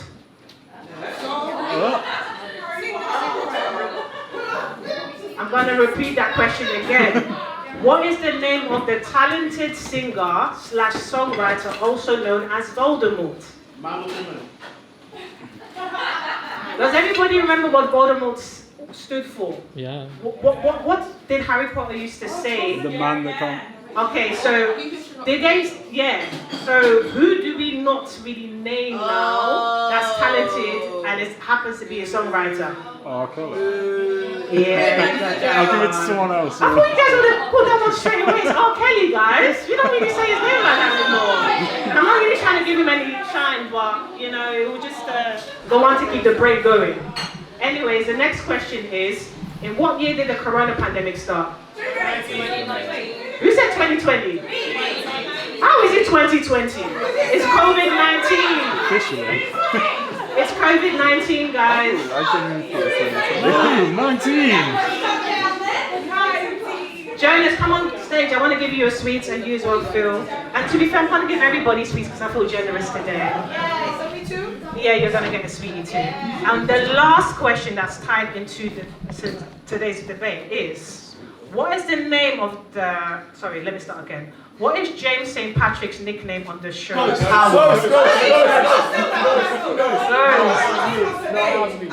know what, guys? Everybody just come in and get some sweets. It just gives me that way. So I used to run it a lot during the pandemic on Clubhouse. It was doing quite well, but of course outside it's open now, so there's really no need for me to be doing it like that. But basically it was just allowing people to kind of like see different perspectives without being disrespectful, because for those who are on Clubhouse, you already know how crazy it gets on there. So it was just creating, not a safe space, but a brave space, if that makes sense. And I used to do it with my lovely co-host there, Mr. Lucifer. Do you want to come on stage? Don't be shy. Give up for Mr. Lucifer, guys. He happens to be a DJ as well, so yeah. So today's topic is a little bit about my last question. So I said, what was the question again? What is James St. Patrick. Yeah, what's James St. Patrick's nickname? And it's Ghost. So I don't know if you guys have actually watched Power. Has anybody watched Power in the building? Yeah. Great. So do you guys remember that episode where I think it was James Ghost, who went into the joint bank account to take some money to spend money on something that his wife wasn't aware about? Do you guys remember that briefly? Yeah. Great. So I want you guys to get your phones out. The way this debate works is, so if you go to my latest story, you'll see the 3 pictures there. It's yes, no, maybe. So the question is, so I'm going to ask a question. I would like you to change the screen of your phone to whatever stance you're leaning on. Amazing. The question is, for those who've seen the tweet already know what the question is. Having a joint bank account with your partner, yay or nay? Yes, I voted for yes, just because I think when you're in a relationship with someone, it's very much a partnership, and how I view relationships as being with another individual who you connect with, and you have this mutual desire to see each other grow and build something together. So I think in terms of putting money into a bank account, as long as you communicate and you trust each other, I don't think there's anything wrong with that, because again, if you trust someone and one person in the relationship comes up with sees an opportunity, which is something that you both have talked about, and they have access to the money, then yeah, go for it. I think it's a very healthy thing to do. Within reason. Again, you need to really know who you're fucking with, because we're still in a season of prenups and all of this. So yeah. Okay, interesting. Should we go to a no? I've been there, I've done that, I've got the t-shirt. Didn't work too well. It basically was me putting in the money and they're taking the money out. So, oh really? Yeah. So I think, yeah, you can do it where basically the bills come out of one account and it's just being equal, isn't it, really? So yeah, I wouldn't go with a joint again, because it's also when you break up, what happens to that account, because it's really quite hard to close an account. You have to get both people to actually go into the branch and sign it. Right. But they can still shift money about, so yeah. Wow. There we go. Interesting. Yeah. Should we go to the lovely lady over there, and then we'll come to Alright, so James, why are you on the fence? Talk to us. I think you could use a joint account for certain reasons. I would maybe have each other's earnings in separate accounts, but you both feed money into a joint account to help pay for bills and food and things like that. I think that keeps it equal and would be a good reason for a joint account, I think. Okay, so the reason that I'm saying no, again, bear in mind I'm 19, but I'm still going to say my opinion. So essentially, not everybody's financial acumen is at a high level. So you may have to be in a relationship with somebody who you love and you trust, but their financial acumen is not up to your level.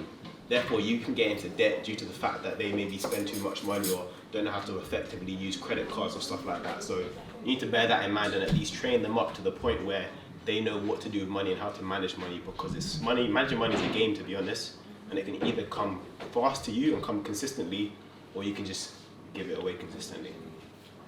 Interesting. And why did you change your mind to maybe? It was my sister here that convinced me. Oh, yes. Okay. Yeah, it was more context. In context, it would be a maybe, depending on who it is, because I'm in a long-term relationship and we are talking about joint things at the moment, but it's because we've done kind of years with each other, and we have a child. We just recently had a child with each other. So it's different, you've got to put context to it. But if it was at the beginning of the relationship, it would be a no. It would be a no.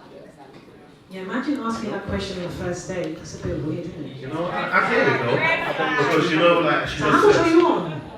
I hear it because, as she just said, you just had a child, so those nursery fees have to pay itself.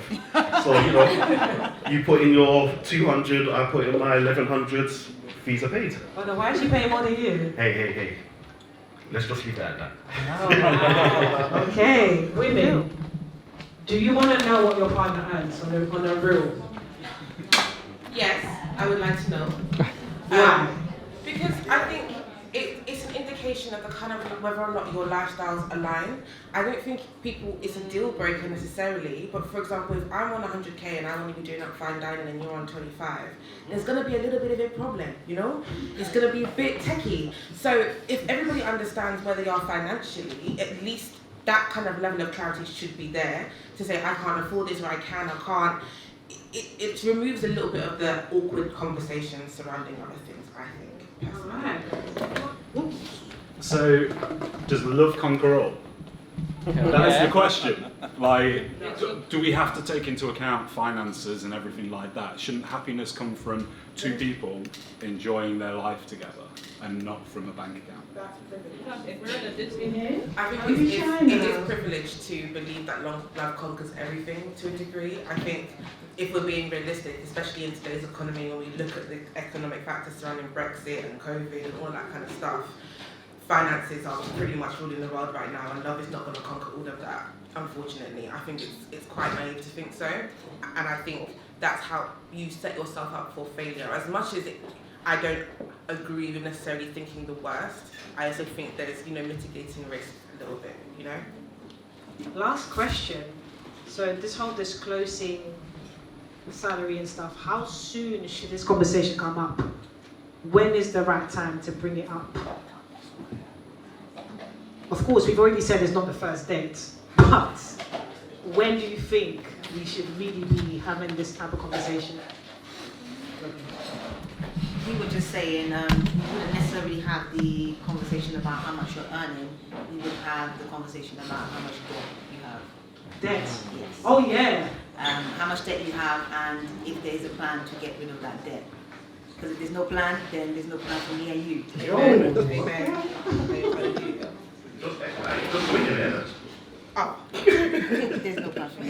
Alright guys, so that is Talk the Tings with CynTea. I hope you guys liked it. This is what I usually do on Instagram occasionally now, and I might bring it back on Clubhouse, so if you did like this, follow me on the Instagram, A Cup of CynTea. I'm on Twitter as well.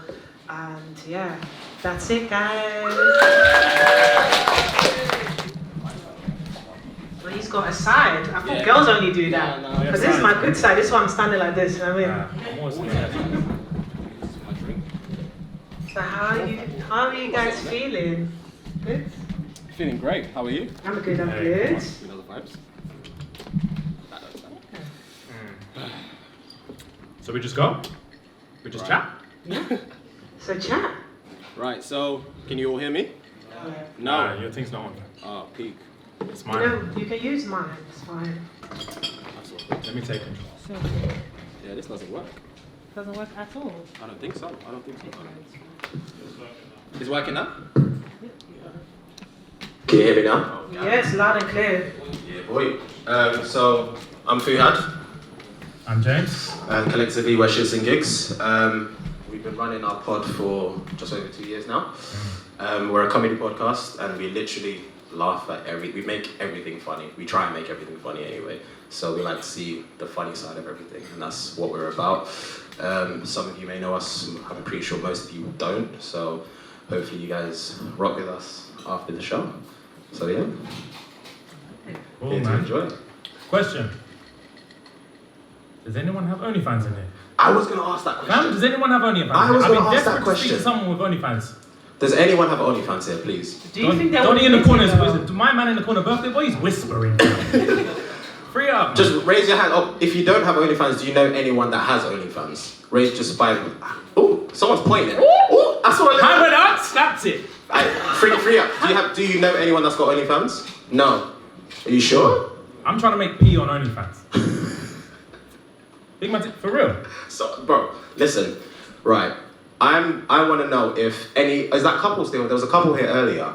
They did. They did. Oh, that's a shame.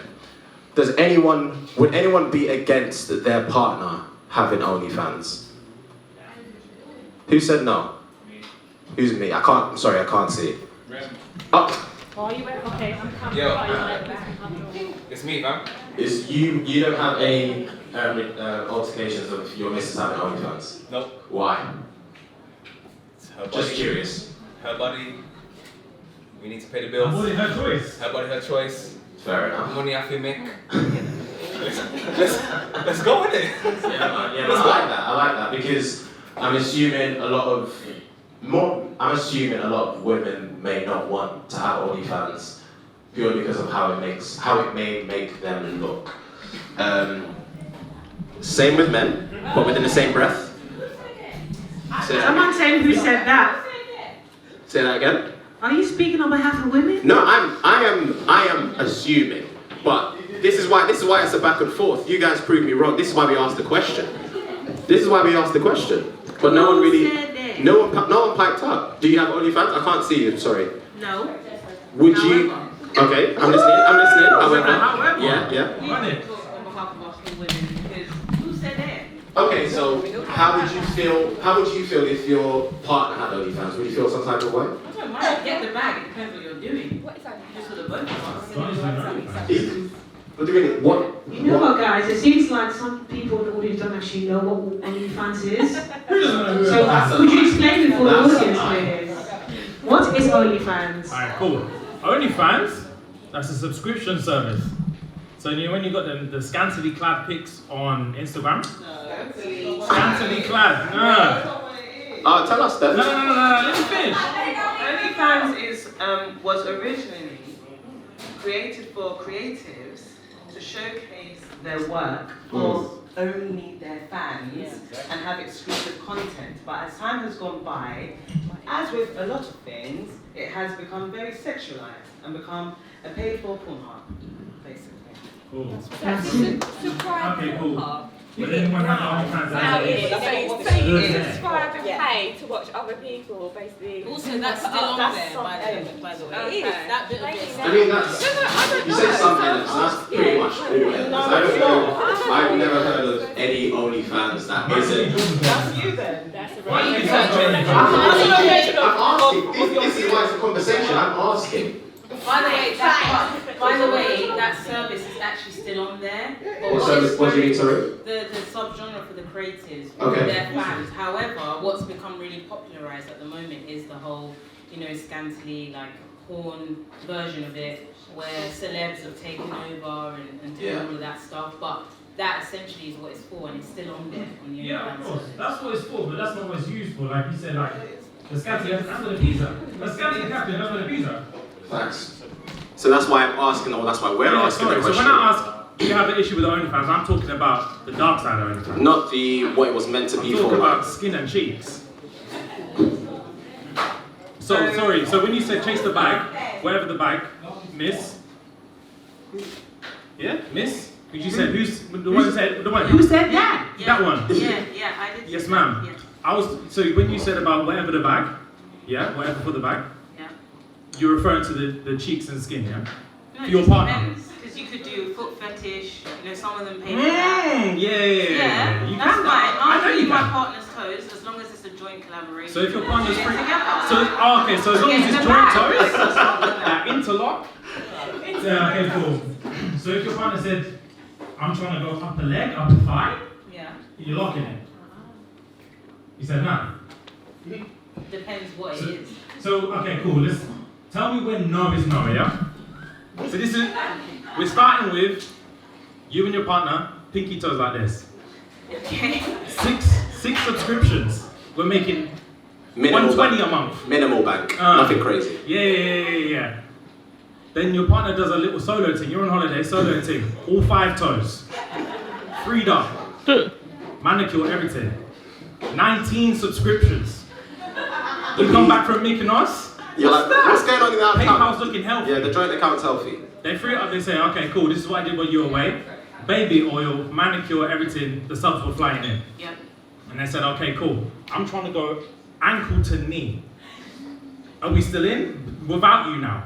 Yeah, we're still in. Okay, cool. Ankle to knee, we're still in. Yeah. Okay. We tried unshaved, 4 subs. We shaved the thing live? 38 subs. Half rent is paid. Knee to upper thigh, no groin.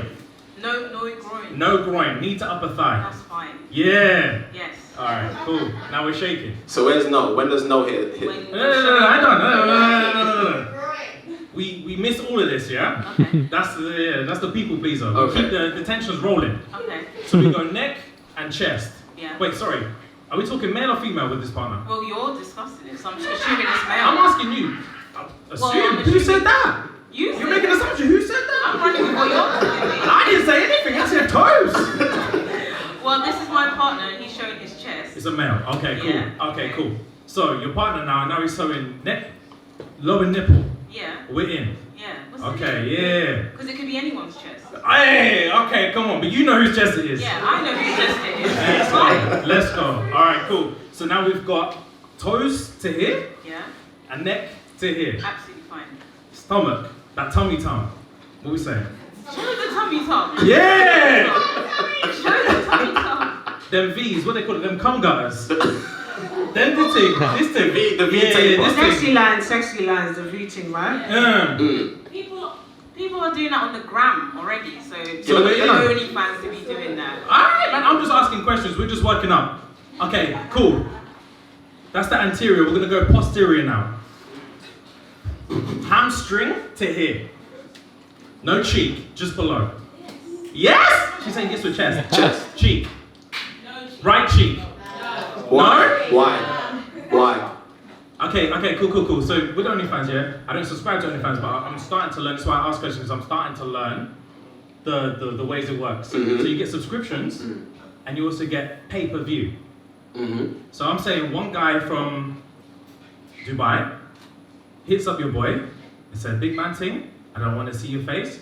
I just want to see that right cheek." I'm talking 28K. I mean, no face, no case. No face, nothing. I don't know your name. I don't know where you're from. 28K, run me that right cheek. Miss, what you saying? How you doing? Obviously, we're going back to the drawing board. And we're 28K? Drawing board? Yes, as in it's a But it's up for discussion, it's a yeah? conversation. Yeah, Yeah. yeah. Okay. Alright, cool. So he hits Donnie back and says, alright, cool, I'm in conversations with this. I don't know if But 28K the thing is is, healthy enough. regardless of 28K, you got to remember, that's just one Dubai pay-per-view user. Okay. Then he tells his brethren and his friend, and it's another. Yeah, but that's another that's what I'm 28 saying. Okay, bags. cool. So And Donnie then runs it back to doesn't stop Dubai. there, does it? Yeah, Donnie runs back to Dubai Yeah. and says, right, I know you weren't happy with that 28K. I've got 7 other man here with 28K looking to see that right cheek. What are you saying? Free If it it's up. the same right cheek. The same right, one pick. That one Same pick. one pick. Yeah, that's fine. That's fine. That's fine. Thank you. I like that. I like There's that. a price. All right, so we've come from, it's all about celebs and sometimes it's for the creator to, if we're doing toes together, it's all fine. Now that right cheek is free. And now it's 28K. Now it's 28K per man. That's a lot of money. Now we're living different. Now we got a new yard, we're looking plans, wedding. We're doing Kids that. maybe, we want them to go to good schools. Yeah. 6 months down the line, Donnie hits you up again, or your man, actually no, you're running the account now. Because he's living lavish. You're running that account. You want to see what's coming in, what's coming out. As I would, yeah. Man's hit up all the man. 17 man, 18 man, 19 man, hit you up, 28K a piece. We want to see them both. Oh, both. We want to see both cheeks. Of course you can. You can see both cheeks. Yeah, I want to see ring light, everything. Spray, water spray. You have to. This is directed now. It's a video. It's not still. We want to see water spray on the thing. It's not both still. cheeks. You see what you just said about directing? Salt and Pepper, her daughter is actually directing her man's OnlyFans. Oh, swear. Yeah. So they showed it in their reality TVs, wearing like one of those capes and his Yeah, come on, she's man. directing the whole thing. So Yeah, it's come happening on, out man. there. Yeah. That's what we want. All right, so now both cheeks are free and we're living different. But this lifestyle can't just vanish. So every 3 months, we want to progress it. Where do we stop? So we're talking whoever's good at maths, 20 man for 28K every 6 months. That's Okay. Rough guess, it's a lot of money. 3 times. Was it 560K? Roughly. 560k? 20 man, 28k, 500s, whatever man, it's a lot of money. But we're trying to live different now. And we need to progress this. So now man says, cool, 6 months have passed, we've done right, we've done left. You get that DM, obviously you're running the account. All you see is 2 words. Spread that. I thought you were going to say dick pics. No, spread that. We're still posterior chaining. Oh yeah. Man said, arch your back and spread that. Obviously, you're directed, so healthy? you have to take the picture, you have to do all Spread this that. stuff. And then we're talking now, we've already spent the first 2 bags. The paydays, they're spent. We want to still live, but and he says, and then he approaches us, babe, one more time. Come on, what's that? They still ain't seen my face. So if Donnie has to arch your back and spread that, and you need to be there, you have to take the big You're the director, you're the It's can't be no sloppy job. There's big boy Arab man here. There's money on the table. Spray, fireworks, everything.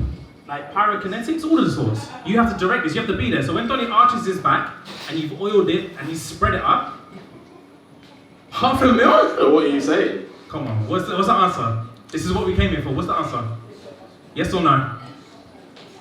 No, he's You're making this. No, listen, I can finish. Alright, justify, sorry, go on. He's making this as a decision. It's not on him problem. Do you understand? If whatever he wants to do, yeah, I'm down for Oh, he said from early he wants to do it. final decision will be the decision. Okay, cool. Yeah. But you're happy in this relationship after, yeah? We're still happy. So after you spread that, you're happy with it. We're still happy. Do you see the road we've taken since yeah. this thing? Come on, man. We're still happy. Birthday boy, what's your OnlyFans account?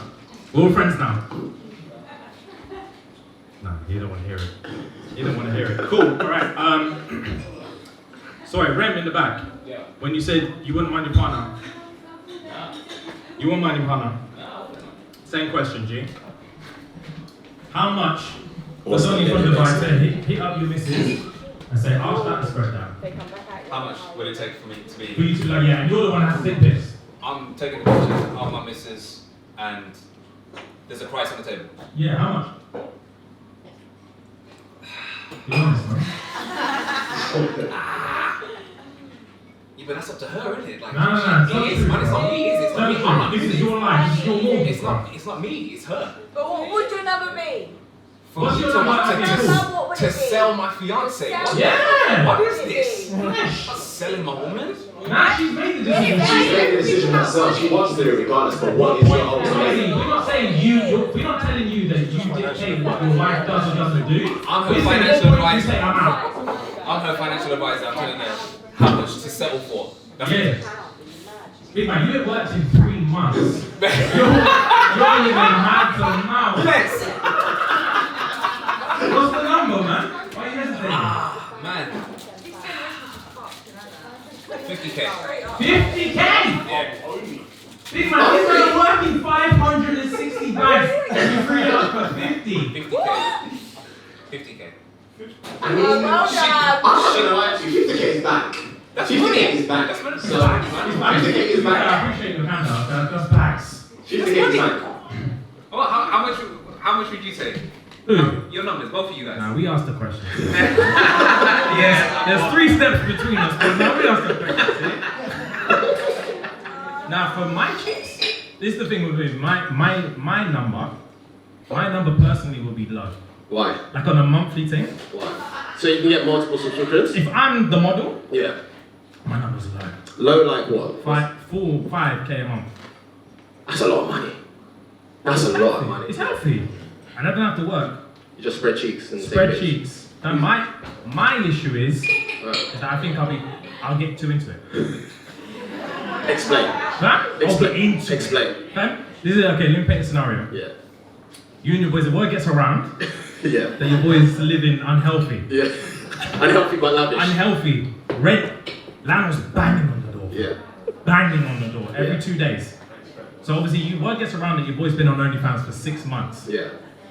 So obviously you're there, you and the man them are chatting, and you're like, oh, did you hear James? James has been on OnlyFans for time. Yeah. Like, Twitter leaked his shit. I haven't seen it, but it got sent to me directly. Twitter's been leaking his shit. Your boy's been on OnlyFans, hasn't told anyone. So obviously you discuss among yourselves like, oh, shall we look at it? Shall we not look at it? Like, I feel bad, like how hungry does Donnie have to be on the thing? Fam? And you're like, alright, cool, we'll look at it. Like, I feel bad. And you're expecting grumpy girls. Yeah. You're expecting your boy to be just slumped up, just there, just leg out, just like uninterested. Trafficked. Yeah, draped, like not happy. Yeah. You tune into the thing, your boy's backwards on here, shoulder, one bead of sweat down my crevice on my back. Produced. Filters, fam. Ready for it. Fam. Inventive. Man's tall is in some Where's Wally outfit. Bare drums in the thing, just there. Where is it? Fam, 3-hour rendition. Harry Potter, Prisoner of Azkaban. Oh my God. The whole time my piece is the one. You'll vex. I would be perplexed. 7 subscribers. Can't even pay rent. I'm just in it. That's what my barrier is. As soon as these Dubai man hit me up and say, yeah, we want this. Yeah, what can you do with this? We want to see a cucumber in the thing. What is it? That would be the thing for me. I personally couldn't literally stomach anything going inside my arse. You said anything about that? You said a cucumber thing, bro. What else are you talking about? Get out. Stir fry thing? Get out of it. What are you talking about? Chef's outfit, nothing else in the back. That's what I was talking about. You said cucumber. Gourmet salad. That's what I was talking about. What are you talking about? That's not what I thought you meant. Yeah, go on. That's not what I thought you meant. So, sorry, just before we move on, we're all agreed that everyone's letting their partner do whatever they want as long as the bag's rolling in. Agreed. Not just for. Wait, who said no? Who said no? Alright, Why? Mike, let's go back to square one. Square one, Mike. Please. Toes. Say yes. Why? Mike. Why? Toes.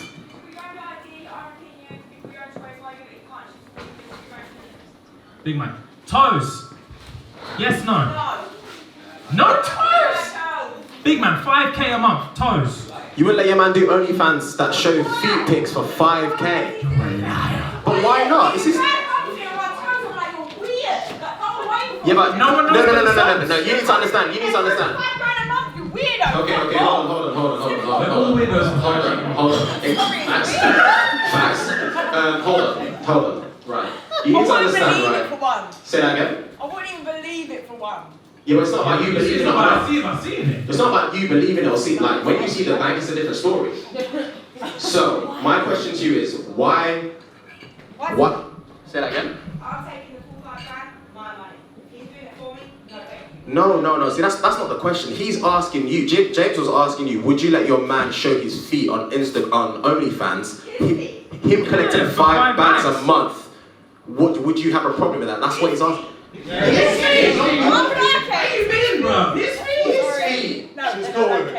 Say that again. Show your feet. But will you be okay if he doesn't share that money with you? Is that alright as well? No, it's dinner, honey. It's fine. Say that again. He's buying the dinner, so it's fine. Well, that's what I mean. He's not really cheap about it, would he? If he's getting $5,000, I'm asking for a dinner. That's fine. I'm not going to ask him for his money to buy me shit because I don't need his money. I've got my own money to buy me shit. I'm asking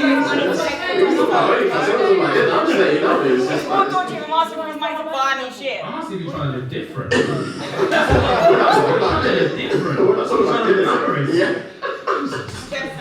So, from this conversation, I would like to believe that you want to do OnlyFans, darling. Yeah. There's no price. Nah, there's a price. No. I'm asking. Say that again. Say that again, darling. Sorry. I'm not asking. I'm just saying in general. Do you think there will be a price for you? No. Same scenario as James said. Couple Arab man holler you. If you're one of the people that big money brings you joy, then you're going to go for it. But I'm not one of the people who big money brings you joy, so no, I can't for it. Fair enough. It is what it is. Everyone is different. This is why we ask these kind of questions. This is a long second, huh? We're gonna get to the bottom of this.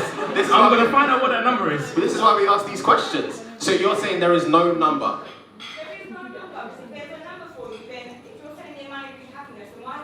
It's not necessarily about. Alright, let's talk happiness. Bezos money. Let me throw something in there real Yeah, quick. go for it. Please do. We're gonna get to the bottom of this. She said money doesn't bring you happiness. Okay. We all know that it's a lot more lovely to cry in a car than a bicycle. 100%. But if your circumstances are not cool, so your money is not up, you will consider it. Let's be real. Nah, I'm talking your head's on pavement. Now she's saying something different now. Yeah, she's changing it up. She's changing it up. Come on. We're talking Squid Games. Your Like, your life is in shambles. We're talking Squid Games. Your life is in shambles at the moment. Your life is in shambles at the moment. We're not trying to die on the line, please. Your life is in shambles at the moment. This is your only out. This is an out. Donnie in the train station's been smacking. He's been smacking your face at the train station. You've been playing this card game for days now. He's been slapping your face. Man says 46 mil per head, and you're saying no. You're a liar. You're a liar. For one pinky. No. So we. Yes, and we've agreed. We've agreed that you dismantled that. You dismantled that and said you wanted dinners off him. That's what you said. You said you wanted dinners off, man. So now we're coming to you. We're asking you. Yeah, because you said that you were fine with him doing it. Yeah, but we've established that you are okay with your man doing it as long as he buys you dinners. That's what you said. So now I'm asking you. The onus is on you. Squid Game scenario. You've got no P in the bank. You're trying to draw out your last tenner, and the bank is looking at you like, nah. Fam, you got a cardboard box and a dog. That's all you got. Bringing in The dog's bringing in nothing. He's just shaking and shitting. That's all he's doing. Of course it does, but we're trying to find the limit because you said no from the jump. Everyone has a number. Come on, man. We're all boys here. You've been here for hours. You've been here since Unhinged. Bumbled Up. Come on, man. What are we saying? These lot know you now. What are we saying? What's the number? You went 8 in 4 days. What's the number? For one toe. One toe. There's money in your bank. One toe. Arab Donnies. Dubai money. Dubai man, they just love a pedicure. Show us. Man. How much are you? He's not trying to move on. What's the number? Oh my God. 1 million. One big shit. I'm happy we arrived at that number, but you trash it. But yeah, anyway. You said you had a topic for us now. Yeah, I wanted to quickly talk about something. So I was in the club I was with the other day, and there were lots of ladies coming on stage sharing their moments of cheating on their partner. It was almost like an empowerment moment. And there was this. They're amongst the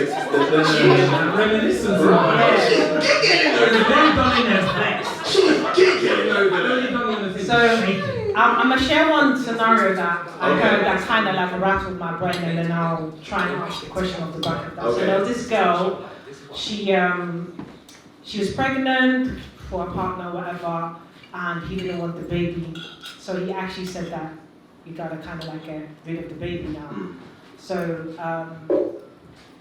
things weren't really looking too great for them or whatever, and then it seems as though he moved on with somebody else.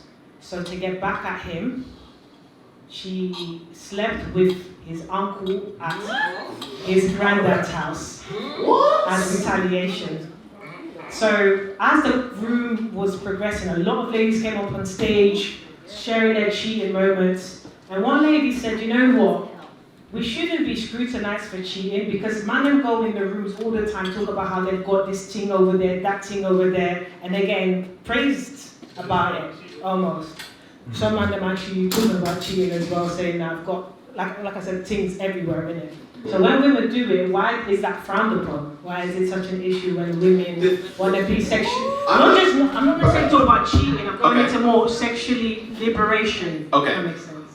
The only thing I got from this, cheating aside, right? Yeah. Let's all agree, men and women have cheated. Not saying everyone, but in general, species, men and women have cheated in the past, or everyone's cheated, whatever. So, my issue with what you just said, obviously it's not your story, it's just a story that you've told us. Yes, the guy, you said he moved on, and he left his missus and he moved on, right? You have said yourself, her retaliation was to sleep with his uncle at the granddad's yard. Why, fam? Was she still pregnant at the time? No. See, I forgot. My issue. Would that have made a difference? 100%. If my uncle is sleeping with my ex and my ex is pregnant, come on, how does that not make a difference? That's different. But the point I was getting at is that if a guy cheats, a guy just cheats. Careful. I'm just saying. Careful. I'm just saying. But say what you say with your chest. I'm just Say saying with your chest. in respect to what yours in the scenario she gave me. Yeah. But clearly, when a girl either cheats or wants to get revenge, she does it on a different level. It's spite. You know, that's from that scenario. That's what it sounds like to me. So there's levels in this shit. Is that what you're saying? What? That's what. So if you are you basically saying if you want to cheat, but cheat calm? Keep your host silent. This is everything. Right, cool. Right, this is much of this is what we're all boys. We're all adults. Let's talk, man. Right. In my experience, my personal experience, just me. Guys, okay, cool. So, with female friends that I've been around that have been cheated on, their first instance is to look at the girl that they got cheated, like their man cheated with, and see how is this girl better than me, and why would he bang this girl when he's got me 24/7? For a guy, listen, right? Guys are stupid, bruv. They don't care.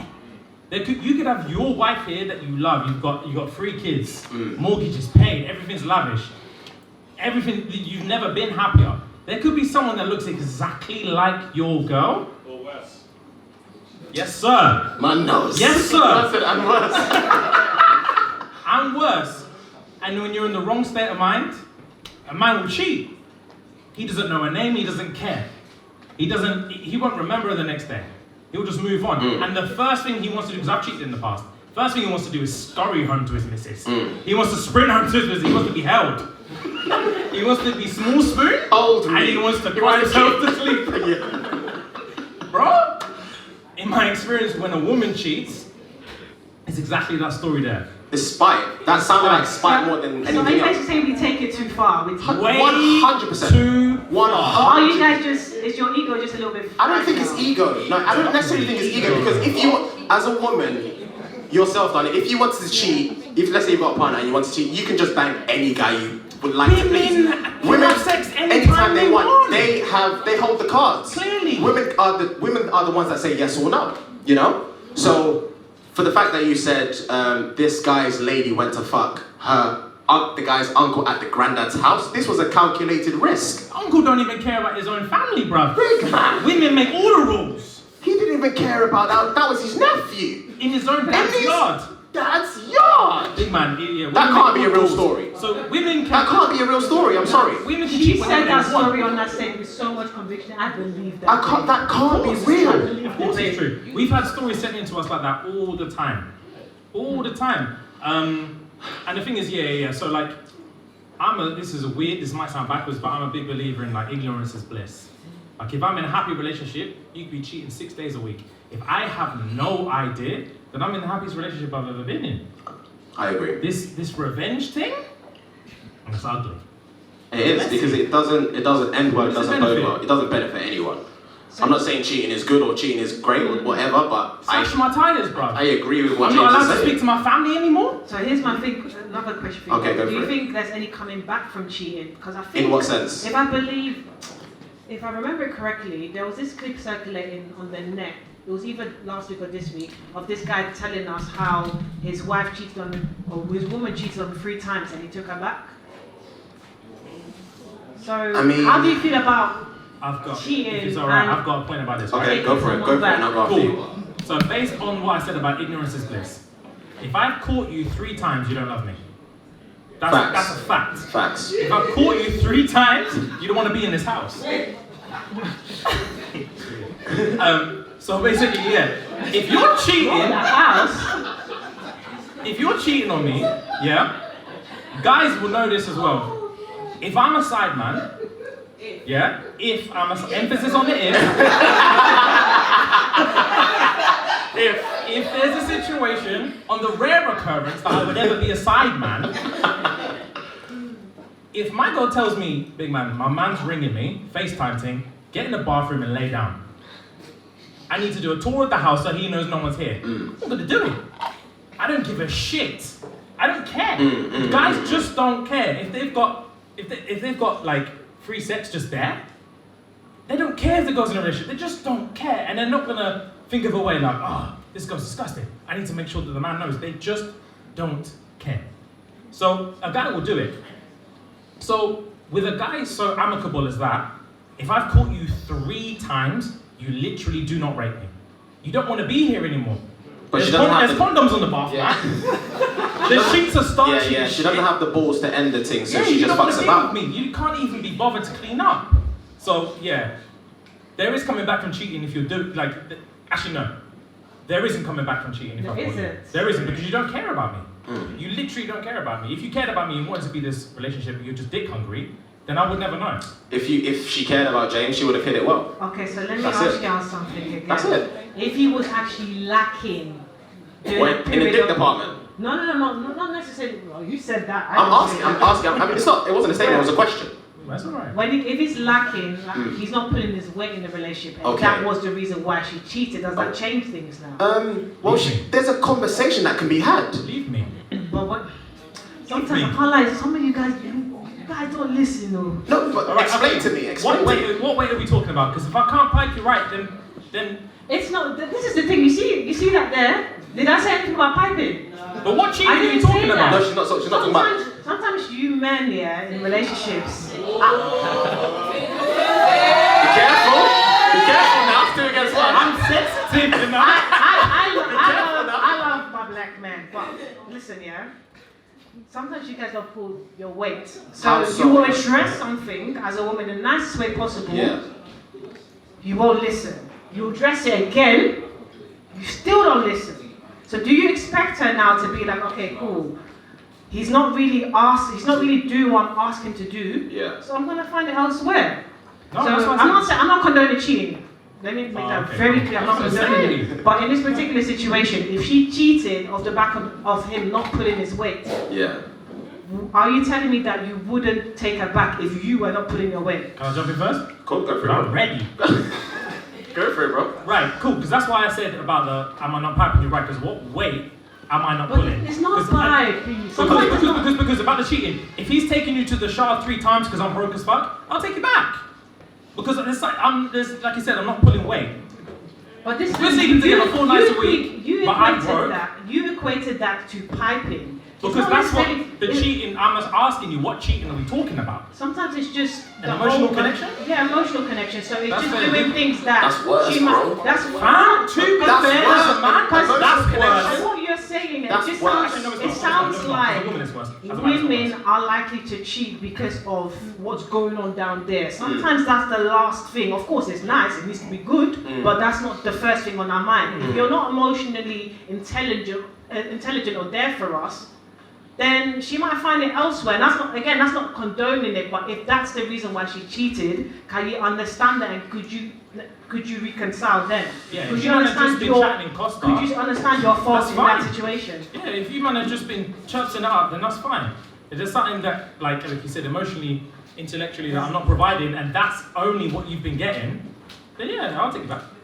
Same with the thing. If you want to get pissed on, and I said nah, and then I found out 6 weeks later you just went out and got pissed on, what can I say? Yeah. So whatever I'm lacking, if you went out to get it elsewhere, 100% I'll take it back. But if you said everything's fine, everything's good, it's just the conversation you're not really bringing to the table, that you man were doing up Amsterdam, I'm vexed, I'm not having you back. Yeah, You're a yeah. liar. You're a liar and a cheater. You're a liar and a So cheater. yeah, whatever I'm lacking, if you're getting that elsewhere, 100% I'll take it back and I'll try and do better. But if you're saying that, but the evidence is different, Of course, then that's you don't want to be here. No, that's different. I just wanted to see, but it was just interesting to see that when I said that, the first thing you were talking about was lacking down there. Yeah, because But when we're sometimes talking it's- cheating, 9 times out of 10, we're talking about sex. Of course, yeah, sex. But what I'm trying to say is, when a woman cheats, it's not necessarily because she's getting bad dick at home. Yeah. Of It's course, because of course. It could That's be not just. what Twitter said. Is That's it what? not what Twitter said. Oh, what did Twitter say? Tell us. Twitter said, sorry I fell asleep was a myth. Whoever doesn't know, this is the truth. The sorry I fell asleep. Oh my god. Do you have that? Maybe, I should have them. Some people are feeling triggered. Yeah, they should. The room's about to get cold as ice. Let me free them. So before, can I just ask a question? Before you say them, fellas, do me a favor. The fellas that are in the room, do me a favor. Go on your WhatsApp. Don't do it now. No, do it now, do it after? Do it when you're in the privacy of your own home. Yeah, please don't. Some of them please. no. Some of them no. Please don't give them heart palpitation. Bro, there's 4 men that are about to walk straight out the thing. They have to leave the building alive, please. They already know. Go on WhatsApp, male or female, either. Go on WhatsApp, go on the search bar, type in fell asleep, and see the conversation, see who texts you, What time? sorry, I fell asleep, and what time. What time did she and text see you who it again? was. We're about to see. We're about to see. We're not attacking, don't worry. Alright, cool, man. So, you'll understand in a second. Sorry, I fell asleep. Part 1. Part 1, you know. Part 1, right. 1. I told my babes at the time I fell asleep early, but I'd really gone to have a male, female, male threesome. I had something. You man were giggling 2 seconds ago. Yeah, now you know exactly what it is. I had such an amazing experience. One tool in my mouth, another in the cooch. Yeah, it's a spit roasting. These men really took care of me that night. I stayed over. So I was asleep. I see you. I was asleep for 11 hours. Jesus. Next, I was cheating with someone who's even his dad's age. Basically passed out for so much fun I had. Woke up next morning and said a cute little good morning. Sorry I fell asleep. Whilst I was studying that day. Pause. All right. So when we go back to what you said about cheating, right? Do you not agree from what James has just said about these just 2 scenarios that women take it further than men? How? What do you mean? I mean, if you're gonna cheat in their Now life. to be fair, they're doing up cheating, that's fine. Because Nah, I disagree. Nah, because what I'm saying, So well, based on my point, if she says sorry I fell asleep and you believe it, then she's kept her hose quiet and I'm in a blissful relationship. Again, ignorance is a bliss. I agree with that. Don't get me wrong, but I'm talking about the fact that you know you've cheated. Obviously, I don't know you've cheated, right? Not you specifically, but I'm just using an example. Let's say you are the one that sent, oh, sorry I fell asleep. You know the lengths you've gone to try and hide your tracks, and you know the lengths you've gone to try and cheat. Whereas 9 times out of 10, if a man is cheating, he's not cheating like that. To be fair, do you know what I mean? He's not cheating like he that. can't. He's not cheating like that. You're not every man in this world. He is. Oh, he is. Okay, let me ask something. Donnie's typing and fell asleep on his WhatsApp right now. Man's been on his group chat as we speak. He knows. Have you guys seen the clip this morning about Oil Bay? About who? Have you guys seen Oil Bay this morning? Free I'm not seeing Oil Bay. So Oil Bay had a whole side chick who has a baby that was even crying in the background of the video. No. So what happened was the main chick, who actually seems to be the side chick, came to the house and she was throwing vegetable oil on the guy's head, saying, this is what we're doing, this is what we're doing. The side chick, who seems to be the main chick, is the one that's filming it whilst her baby is crying in the background. So you guys are saying that women, we do it, we're very creative, but I'm not gonna that just sounds like a whole palaver. But you name the way you guys do your thing sometimes, it's just as messy. Don't get me wrong, no. The difference, I think the difference is, with that specific example, my man's just an idiot. It's his social status. He That's Jeff from accounting. He fucked up. He ain't been chirped like that before. He fucked up. That's it. He didn't calculate his risks well enough. That's Jeff from accounting. You know? He ain't been chirped like that before. He hasn't. Jeff from accounting. That's Jeff from accounting. He has to say no to 2 people a year. And he's been chirped one more time than that. And he had to lock her down. He had no choice. He's never been chirped like that in his life. So he fucked up and made a gruesome mistake. And he Women have the choice paid to the say price. yes or no. Women hold the key to sex, in my opinion. But it doesn't change the fact that you guys are just as messy when it comes to cheating. We're hella messy. We get caught all the time. That's why people think only guys cheat. Difference. We stay caught. This is why I just said women take calculated risks when they cheat. That's what I said.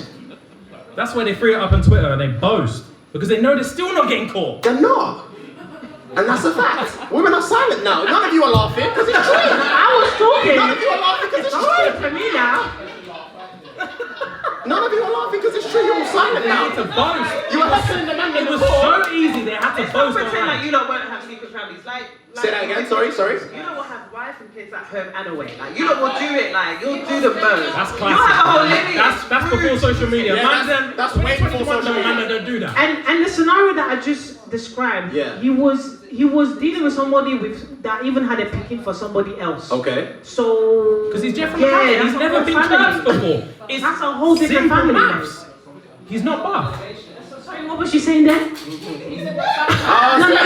fumbled the whole bag. Say that? Go on. Say it. Oh my days. He's sweating.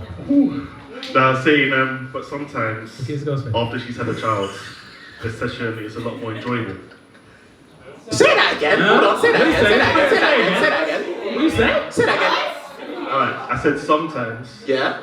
After having a child. Okay. The session is more enjoyable. What session? Wait. For both of us. Wait. The sex with your missus or the sex with the one you're cheating with? Well, I'm just saying. I'm not even including either of that. I'm just saying in general. Okay. The coitus session can be more enjoyable after she's had a child. So you're saying after your missus had a child, sex is better. Is what you're saying? I'm saying after a lady has had a child, sometimes the coitus session. He's basically saying, man found a girl that had just had a youth because he knew the nut was gonna pop. That's an extreme measure. I understand where you're coming from. I don't think that was the case in this specific scenario, but sleep easy tonight, Jay. I hope it was worth it. Partners. Okay, cool, man. So yeah, I think we've established that guys are messy with it. Guys are messy with it, but women, you have to agree, you're more calculated with it. I guess so. Maybe we're He just said smart. 100%. We're just smart. We know how to. Give it Free it up, man. No, but let's just you said, we are much more calculated about it because you don't really hear stories of girls getting caught. Never. But say it's either their conscience has gotten to them and they're like, you know what? I need to, or they will just find a way to leave the relationship beforehand or something. Like it's very rare. Oh my god, women don't call that because men don't slide in any man's DMs. Ever. I say, I'm coming to you as a man. It's impossible. I just want to let you know. If I saw someone message me, I'm coming to you as a man, I'm swiping and deleting the whole thing. Yeah, of course. I haven't got time for that. I haven't got time for that. I want to get my PlayStation and chill, bro. I don't have time for that. Bro? So, I feel like this is why men and women are very different. Yeah. Understandably so. That's cool, but yeah, women get away with it, bro. But sorry, you were going to give us an example of how you said someone supposedly got away with it. What were you going to say? No, but yeah, free up, man. Okay. You said bare friends. You said bare. You're talking about friends and you said your closest friends. Some of them are here tonight. I know of she knows of some people. She knows that are in relationships and they don't know that they've been cheated on, fully. Guy or girl? I can't lie. I know some people. Yeah, girls are in a relationship with guys and they don't know they have been fully cheated on. They're very happily blissful. The guys are ignorantly bliss? Is that what you're saying? Yeah. Are you saying the guys are ignorantly bliss? Yeah, 100%. Okay. Big man, I had an ex come to me 4 years after we broke up to tell me that she cheated on me. What's the point? Because she was trying to connect with God.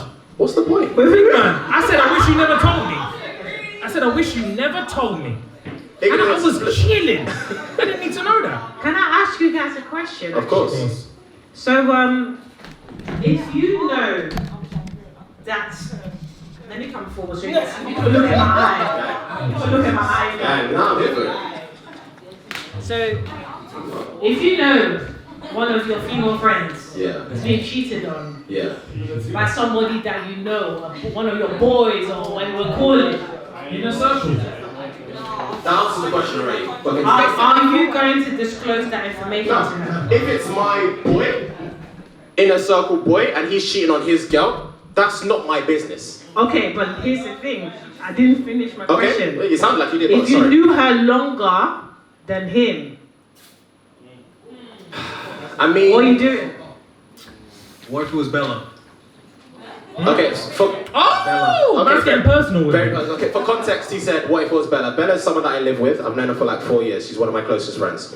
And so basically, in context to your question, if one of my boys cheated on Bella, and I've known Bella longer than this ex guy is, because I know Bella, as opposed to Bella just being someone random, I would tell Bella. Because I am looking out for her best interest. Okay, but... To be fair, it's the wrong answer, but in your defense... Don't touch me like that. Don't touch me like that. That's different. Listen to me. You man can say wrong answer, right answer, whatever, but friendship, for me, friendship has no gender.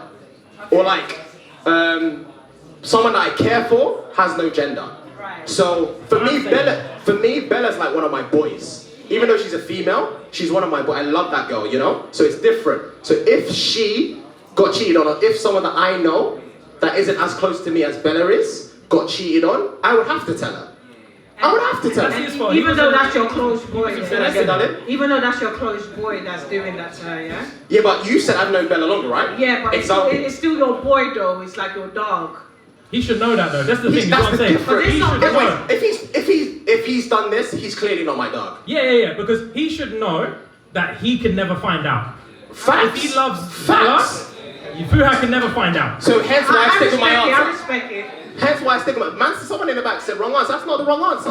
I don't believe that's the wrong answer. Yeah, he should never find out. Because if he respected your friendship with Bella, he would never even put you in a situation like that. Thank you very much. You've answered your own question, darling. There we go. I just wanted to put that out there, guys. There we go. Alright, cool. I'm going to take a very sharp left turn. Yeah. Ooh, okay. Bear with me. It's going to stay with the premise of would you want to know or would you not want to know. This is mainly aimed at the guys, right? Go. Cool. Right. It's a touchy subject. I was at home watching some docuseries the other day about this Donnie and Manny. I never heard of him from Manchester. This serial rapist guy. Have you heard of him?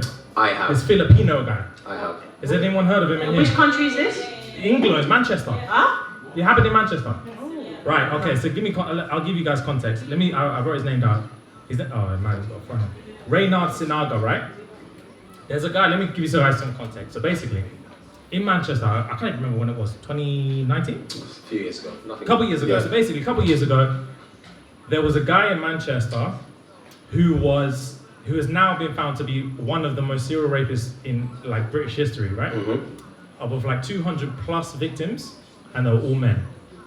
So basically what this guy would do is he had an apartment in Manchester overlooking the city centre, and he would pick out guys who had strayed away from their friendship group or were just dawdling alone by themselves.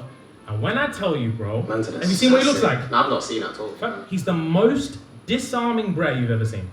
I promise you to God, the most disarming guy you've ever seen. Is he giving you Ted Bundy vibes? Or? Worse than Ted Bundy. Basically, to give you examples, guys, if you want to Google it. Reynard Sinaga. He's like a very small, petite Filipino guy, right? Looks hella soft, not physically threatening whatsoever, right? So what he would do, he would find guys that were just lolling around by themselves on a night out. He'd go outside and be like, oh, what's going on? A couple of guys will be like, oh, I've lost my friendship group or whatever.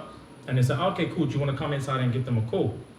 Like, chill out over inside. It's cold out here. Manchester's cold as shit. So do you want to come inside? Just luring them in. Luring them in, bro. Yeah. What he would do, offer them a drink. Do you want a drink? Yeah. And then he'd give them a drink. Bro, he'd roofie the shit out of them. They would pass out. And he would rape the hell out of them. Bro, the kicker is that none of them ever knew. When they woke up again? When they woke up, none of them ever knew. So they would wake up and be like, what the fuck? And he'd be like, oh shit, you're right, you fell asleep, like you passed out, what's going on? And they'd be like, oh shit. So he'd call them an Uber and they'd go home. Jesus. Never, ever to know. Is this something that happened recent, by the way? Couple years ago in Manchester.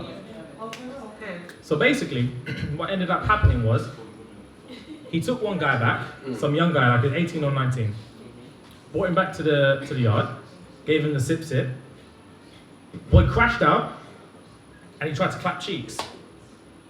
As he's in the act, or as he's about to be in the act, my guy wakes up, sees what's about to happen, draws her by his ankles, beats the living shit out of the guy. Rags. Cool? Okay. So the next day, he calls the police and says basically, look, I've assaulted this Don.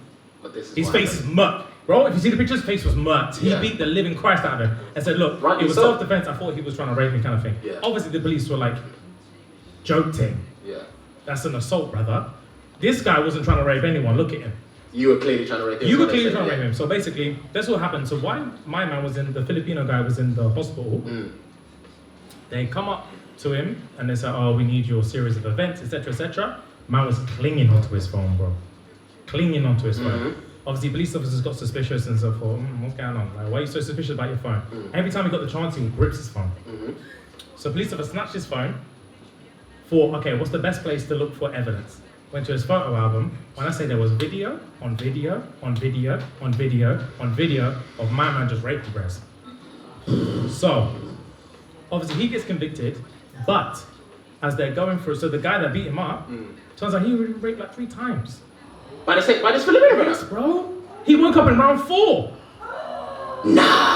Oh, he woke up and did what? He woke up after round 3. After 3 rounds? So he had no idea? He had no idea. He woke up, he didn't know he'd been raped once.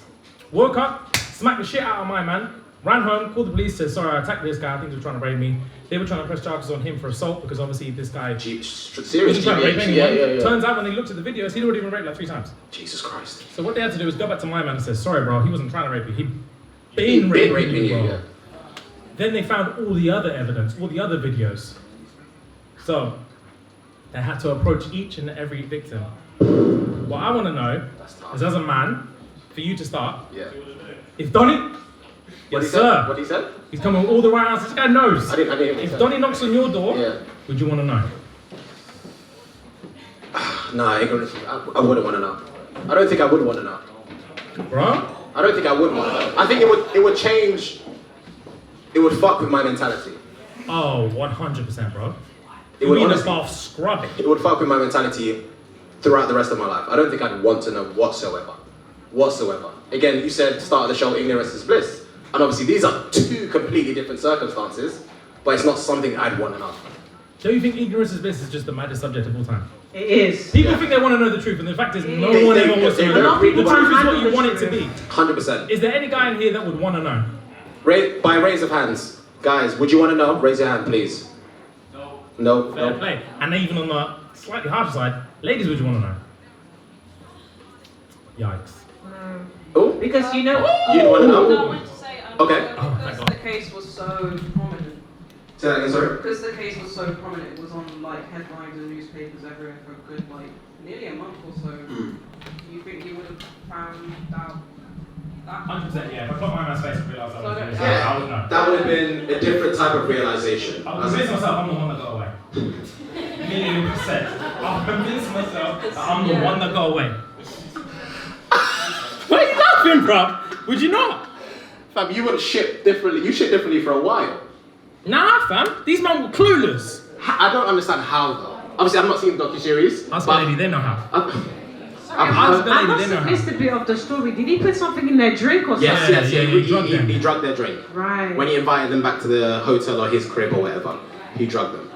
That's wrong, yo. I mean, that's all sorts of wrong. 100% though. When I saw his face, and obviously we record our studio in Manchester. So when I thought Manchester, I was waiting for Donnie's thing to pop up, and I already know I've never went into some strange guy's apartment. But bro, as soon as his face popped up, I was like that. Yeah, I was like, who's that? Do I know this guy? Have you seen him before? Have I seen him? Have I woken up on the sofa before? Yeah. Oh I don't my know. days. I'm not so sure. Yeah, but I think it's an interesting topic that like people think they always want to know the truth, but when it really comes down to it, no one wants to know the truth. They want the truth to be what they want it to be. What they want it to be, yeah. No one really wants to know the truth. It's funny you said that because again, I've been on Clubhouse a lot lately. Again, I don't know why, but again, I was in another room when they were discussing men just telling the women from the jump what they want from them. Yeah. So basically saying, you know, I don't want a relationship. I just want to do the thing. Sometimes go on dates, but literally end up doing the thing before we go home. And a lot of women will say, no, I don't want that. But then at the same time, they'll say, we want men to be honest. But are you sure you want men to be honest? Are you sure? Can you handle I the don't truth? want that kind of honesty. I just want them to change their minds entirely. You can be honest, I just don't want to hear it. You can be honest, you just don't have to like an answer. True. Just because you're honest doesn't mean I have to accept your honesty with open arms and embrace it and be like, oh my god, you're such a great person because you're honest. That's a fucking bare minimum. So he wants you to accept it, that's the point. He wants you to like, that's why he's not honest. Because he knows if he's actually honest, he's not going to get anything. Yeah, the outcome will be very different. Or change your mindset. At the same time, it's a woman's problem too, because if you can't hack it, then maybe ignorance is bliss. I just don't want to. You can, but you just don't want to. Yes, this is it. Can't assumes I can't do something. I can do it, I just don't want to. It's not my fault. I love us women, So, with the whole change my mindset thing, if he come back, if he DM'd you and said, look, I'm just trying to smash, I'll be honest, and you were like, look, I'm not looking for that. I'm looking for being in a relationship, I want love.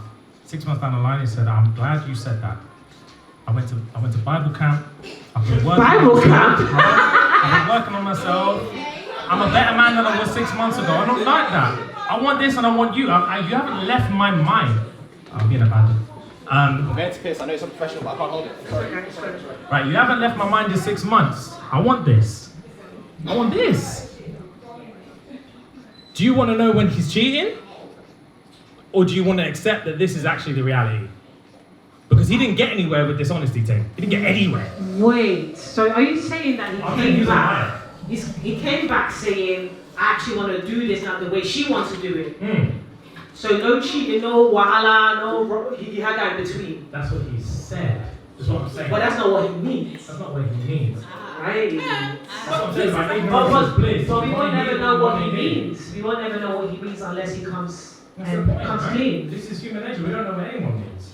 True. We hear what we want to hear and we accept what we want to accept. And if we don't, then we don't get anywhere and we don't live happy lives. Please don't come and scatter people's relationship today. I'm sorry, bro. I'm sorry. This is the honest truth. But I'm sure everyone in here, I can feel the warmth from you. I can feel the love. I don't think this applies to anyone in this room. Don't wink at me. Who? Outside of my eye, bro. I didn't wink at your man. I didn't wink at anyone's man. My dad. He's not my man. I didn't wink That's okay. That's okay. Okay, cool.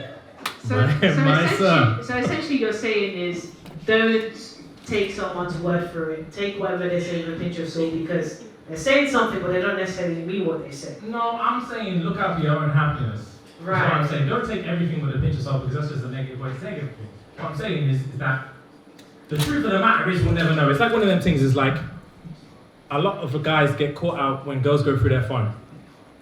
They convince themselves that's the first time they go through their phone. The girl will go through your phone and she'll find nothing. And then she'll go through your phone again and she'll find nothing. And she'll go through your phone again and again and again until she finds something. If you accept that you are happy in your relationship and you accept when your guy says he's going gym, he's actually going gym, it doesn't matter what he's doing. You are happy. If you're looking to be unhappy, that's when you go search for his phone, you go search for his DMs, and then it's whatever. And granted, it's a controversial topic, but like we said, when it's on the end of the spectrum, everyone's happy to say, nah, I don't want to know. When it's in the most extreme version, everyone wants to say, nah, I don't want to know. But when we're tiptoeing, everyone wants to still say, which is embedded, now I want to know the truth. Trust me, you don't want to know the truth. Trust me, you don't want to know the truth. Which is why these lot are cackling in the back when it comes to, women are calculated with their thing and all that. Because they know their relationship is blessed. And they're happy on all ends of the spectrum. Because their man doesn't know the truth, and their man is living lavish with them, and everyone's happy. It's actually interesting you say that, because you do hear a lot of women saying, you know what, if he wants to cheat, as long as I don't know, he does his thing. Don't come and embarrass me in front of people. Embarrass me. That's the big deal. They call that the French mindset. That used to be very common in France, is that I will only care, like I said about the thing, if she's coming home and she can find underwear on the floor, my man doesn't actually love me. He's disrespecting the household. He's disrespecting the household. Don't embarrass me like that. And I've been in relationships before where the girlfriend said, look, whatever you do, you want to do, I'm not going to say you're cheating, I'm not going to say you're not. I don't know what you're doing, that's the fact. You can tell me till the cows come home, you're not cheating, you're an honest guy, all this. I don't know what you're doing. But if I get a message saying I'm coming to you as a woman, then you fucked up, bro. Keep your host quiet. Keep your sightings quiet, bro. You don't care about me, you don't want to live here anymore. That's the fact. She said facts. I'm glad she said facts as well. She knows. So yeah, it's just it one of works them, both man. ways. It's a slightly dark term, but it's one of them. It is one of them ones, but just try and be happy. This is what we want to do. If you aim to be happy, and if you believe everything's fact, then if he doesn't love you, you'll find out in the end anyway. Very true. We're going to take a quick detour from what we were just talking about now. So basically, the question is, women. This is for women. We'll come to the men in a second. Women, What gives you the ick? I knew someone was going to say. I knew someone was going to say. Women, do you want to give us a few examples of icks? You know when you go to Tesco, yeah, and then you all pick up things. Say that again. When you go to Tesco and you pick up things and then he separates your shit from his shit and makes you pay for his stuff, that kind of shit, that will give you That is appalling. Man gets that barrier thing. That's appalling. Nah, no one should do that. That's appalling. That's appalling. Yeah. Separate Sweating, that made me laugh. when you're talking about money all the time or the grind, like not every day the money, the Big man, who have you been with? Failed rap careers? Talking about the grind? This is specific. You're picturing money all the time. Like you could even be in the 9 to 5 the corporate world and just literally talking about money all the time. Like, oh, I've got to be strategic here. I've got money this, that. Strategic. It's not the be and end all of everything. That for some, I'm not agreeing with you or disagreeing with you, but for some people it is. Don't I'm promote just saying. that. Don't promote that. You're right. Yeah, I'm right. just saying. I'm going to move on to the guys. Guys, if this is an ick for you, I want to hear you guys say, yeah, man. Cool? All right. They're going to say, yeah, man, if this is an ick for you. No, none of these things. All right. Out of the blue FaceTime calls from random girls. Yeah, bruv. Don't ever FaceTime me out of the blue. Hey, birthday boy. I hear you. I see you. Shock. These girls right there. Yeah. Stop that. Women take this so personally. They're doing it. When it was their turn. Yeah. Freeing up the We're fingers. 2 icks in. We're just on 2. You might have vex. Is it? Alright, cool. Walking bare feet after a night out. Yeah! Yeah, bang the table as well.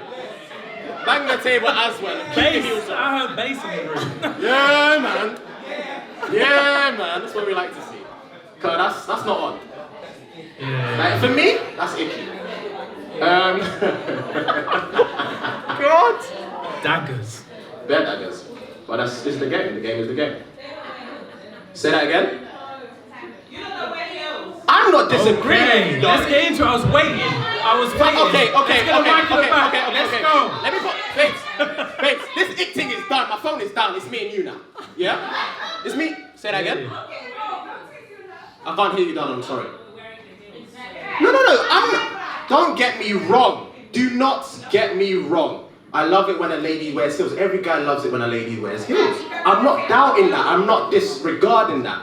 My point is, if you can't hack it, either A, my opinion. No. Then leave at 11. But when she wears kitty heels now, you guys will start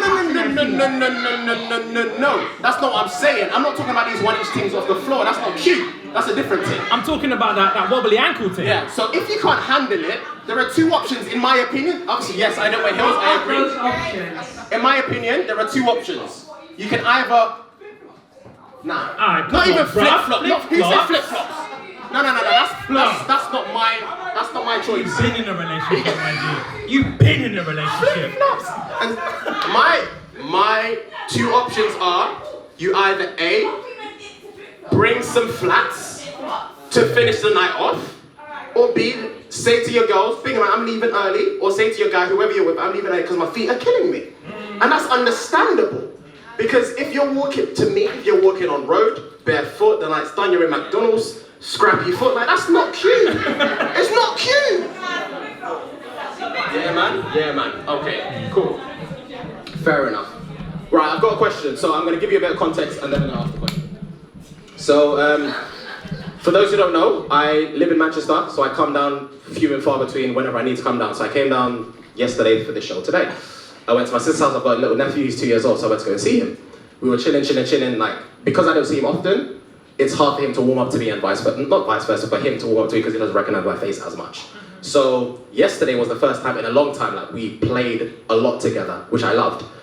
But when I watched him play, I just realized his life is so carefree. He has no responsibilities. So my question to you guys is, what as an adult is the one annoying thing that you think, fuck, I can't believe that I'm doing this, or I hate the fact that I'm an adult because of X, Y, and Z. Someone said paid bills. Yeah, man. Yeah, man. Bills are heavy. One of my biggest annoyances of being an adult is things not being like, okay, if you've left your room a shithole or you've left the sink a shithole, you have to come back to it. Why is it still a shithole? You have to come back to it like, you have to sort it out. Why is it still a shithole? Yeah, that for me is one of the most annoying things in life, but there's nothing else you can do about it. That for me is annoying. Alright man, let's wrap this thing up, man. Guys, thank you very much. We're Shits and Gigs. Hope you guys have enjoyed, hope you guys have laughed. Yeah man. Where can everybody find you? Our Instagram is Shits and Gigs Podcast. Our email is Shits and Gigs Podcast. TikTok, Shits and Gigs. We're on all social media platforms: YouTube, Instagram, TikTok, merch. This is our personal merch, everything. So yeah, man.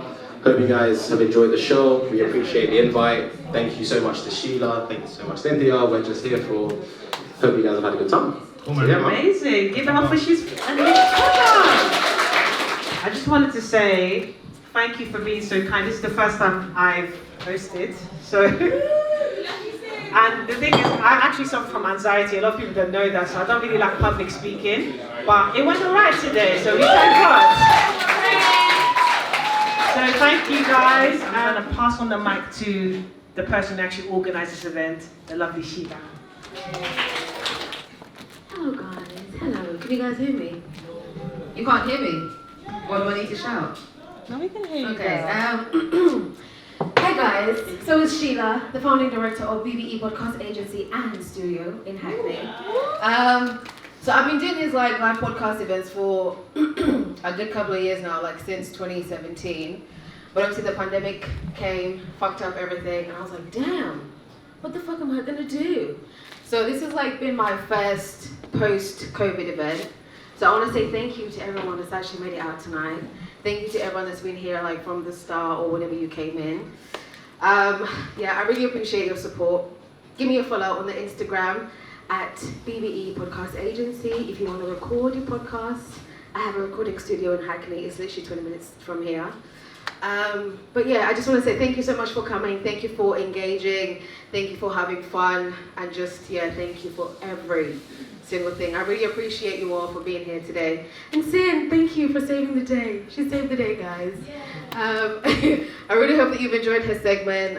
She's going to be here at the live events, obviously moving forward. I do want to do another one in December. Would y'all want an event in December? Would y'all want something else? Yes, no? Okay, fine, I'll do it. Obviously, depending on how, pardon me, COVID and lockdown and all of that stuff goes, but yeah, I'm going to be planning a whole load more live podcast events, so please come down, support, enjoy, have a good time. Yeah, that's me. I'm done. Thank you so much for coming, guys. But yeah, thank you. I hope to see you at the next one. We're going to play some music. You can stay, network, take pictures, have a good time. But yeah, I hope everyone gets home safe as well. Thank you.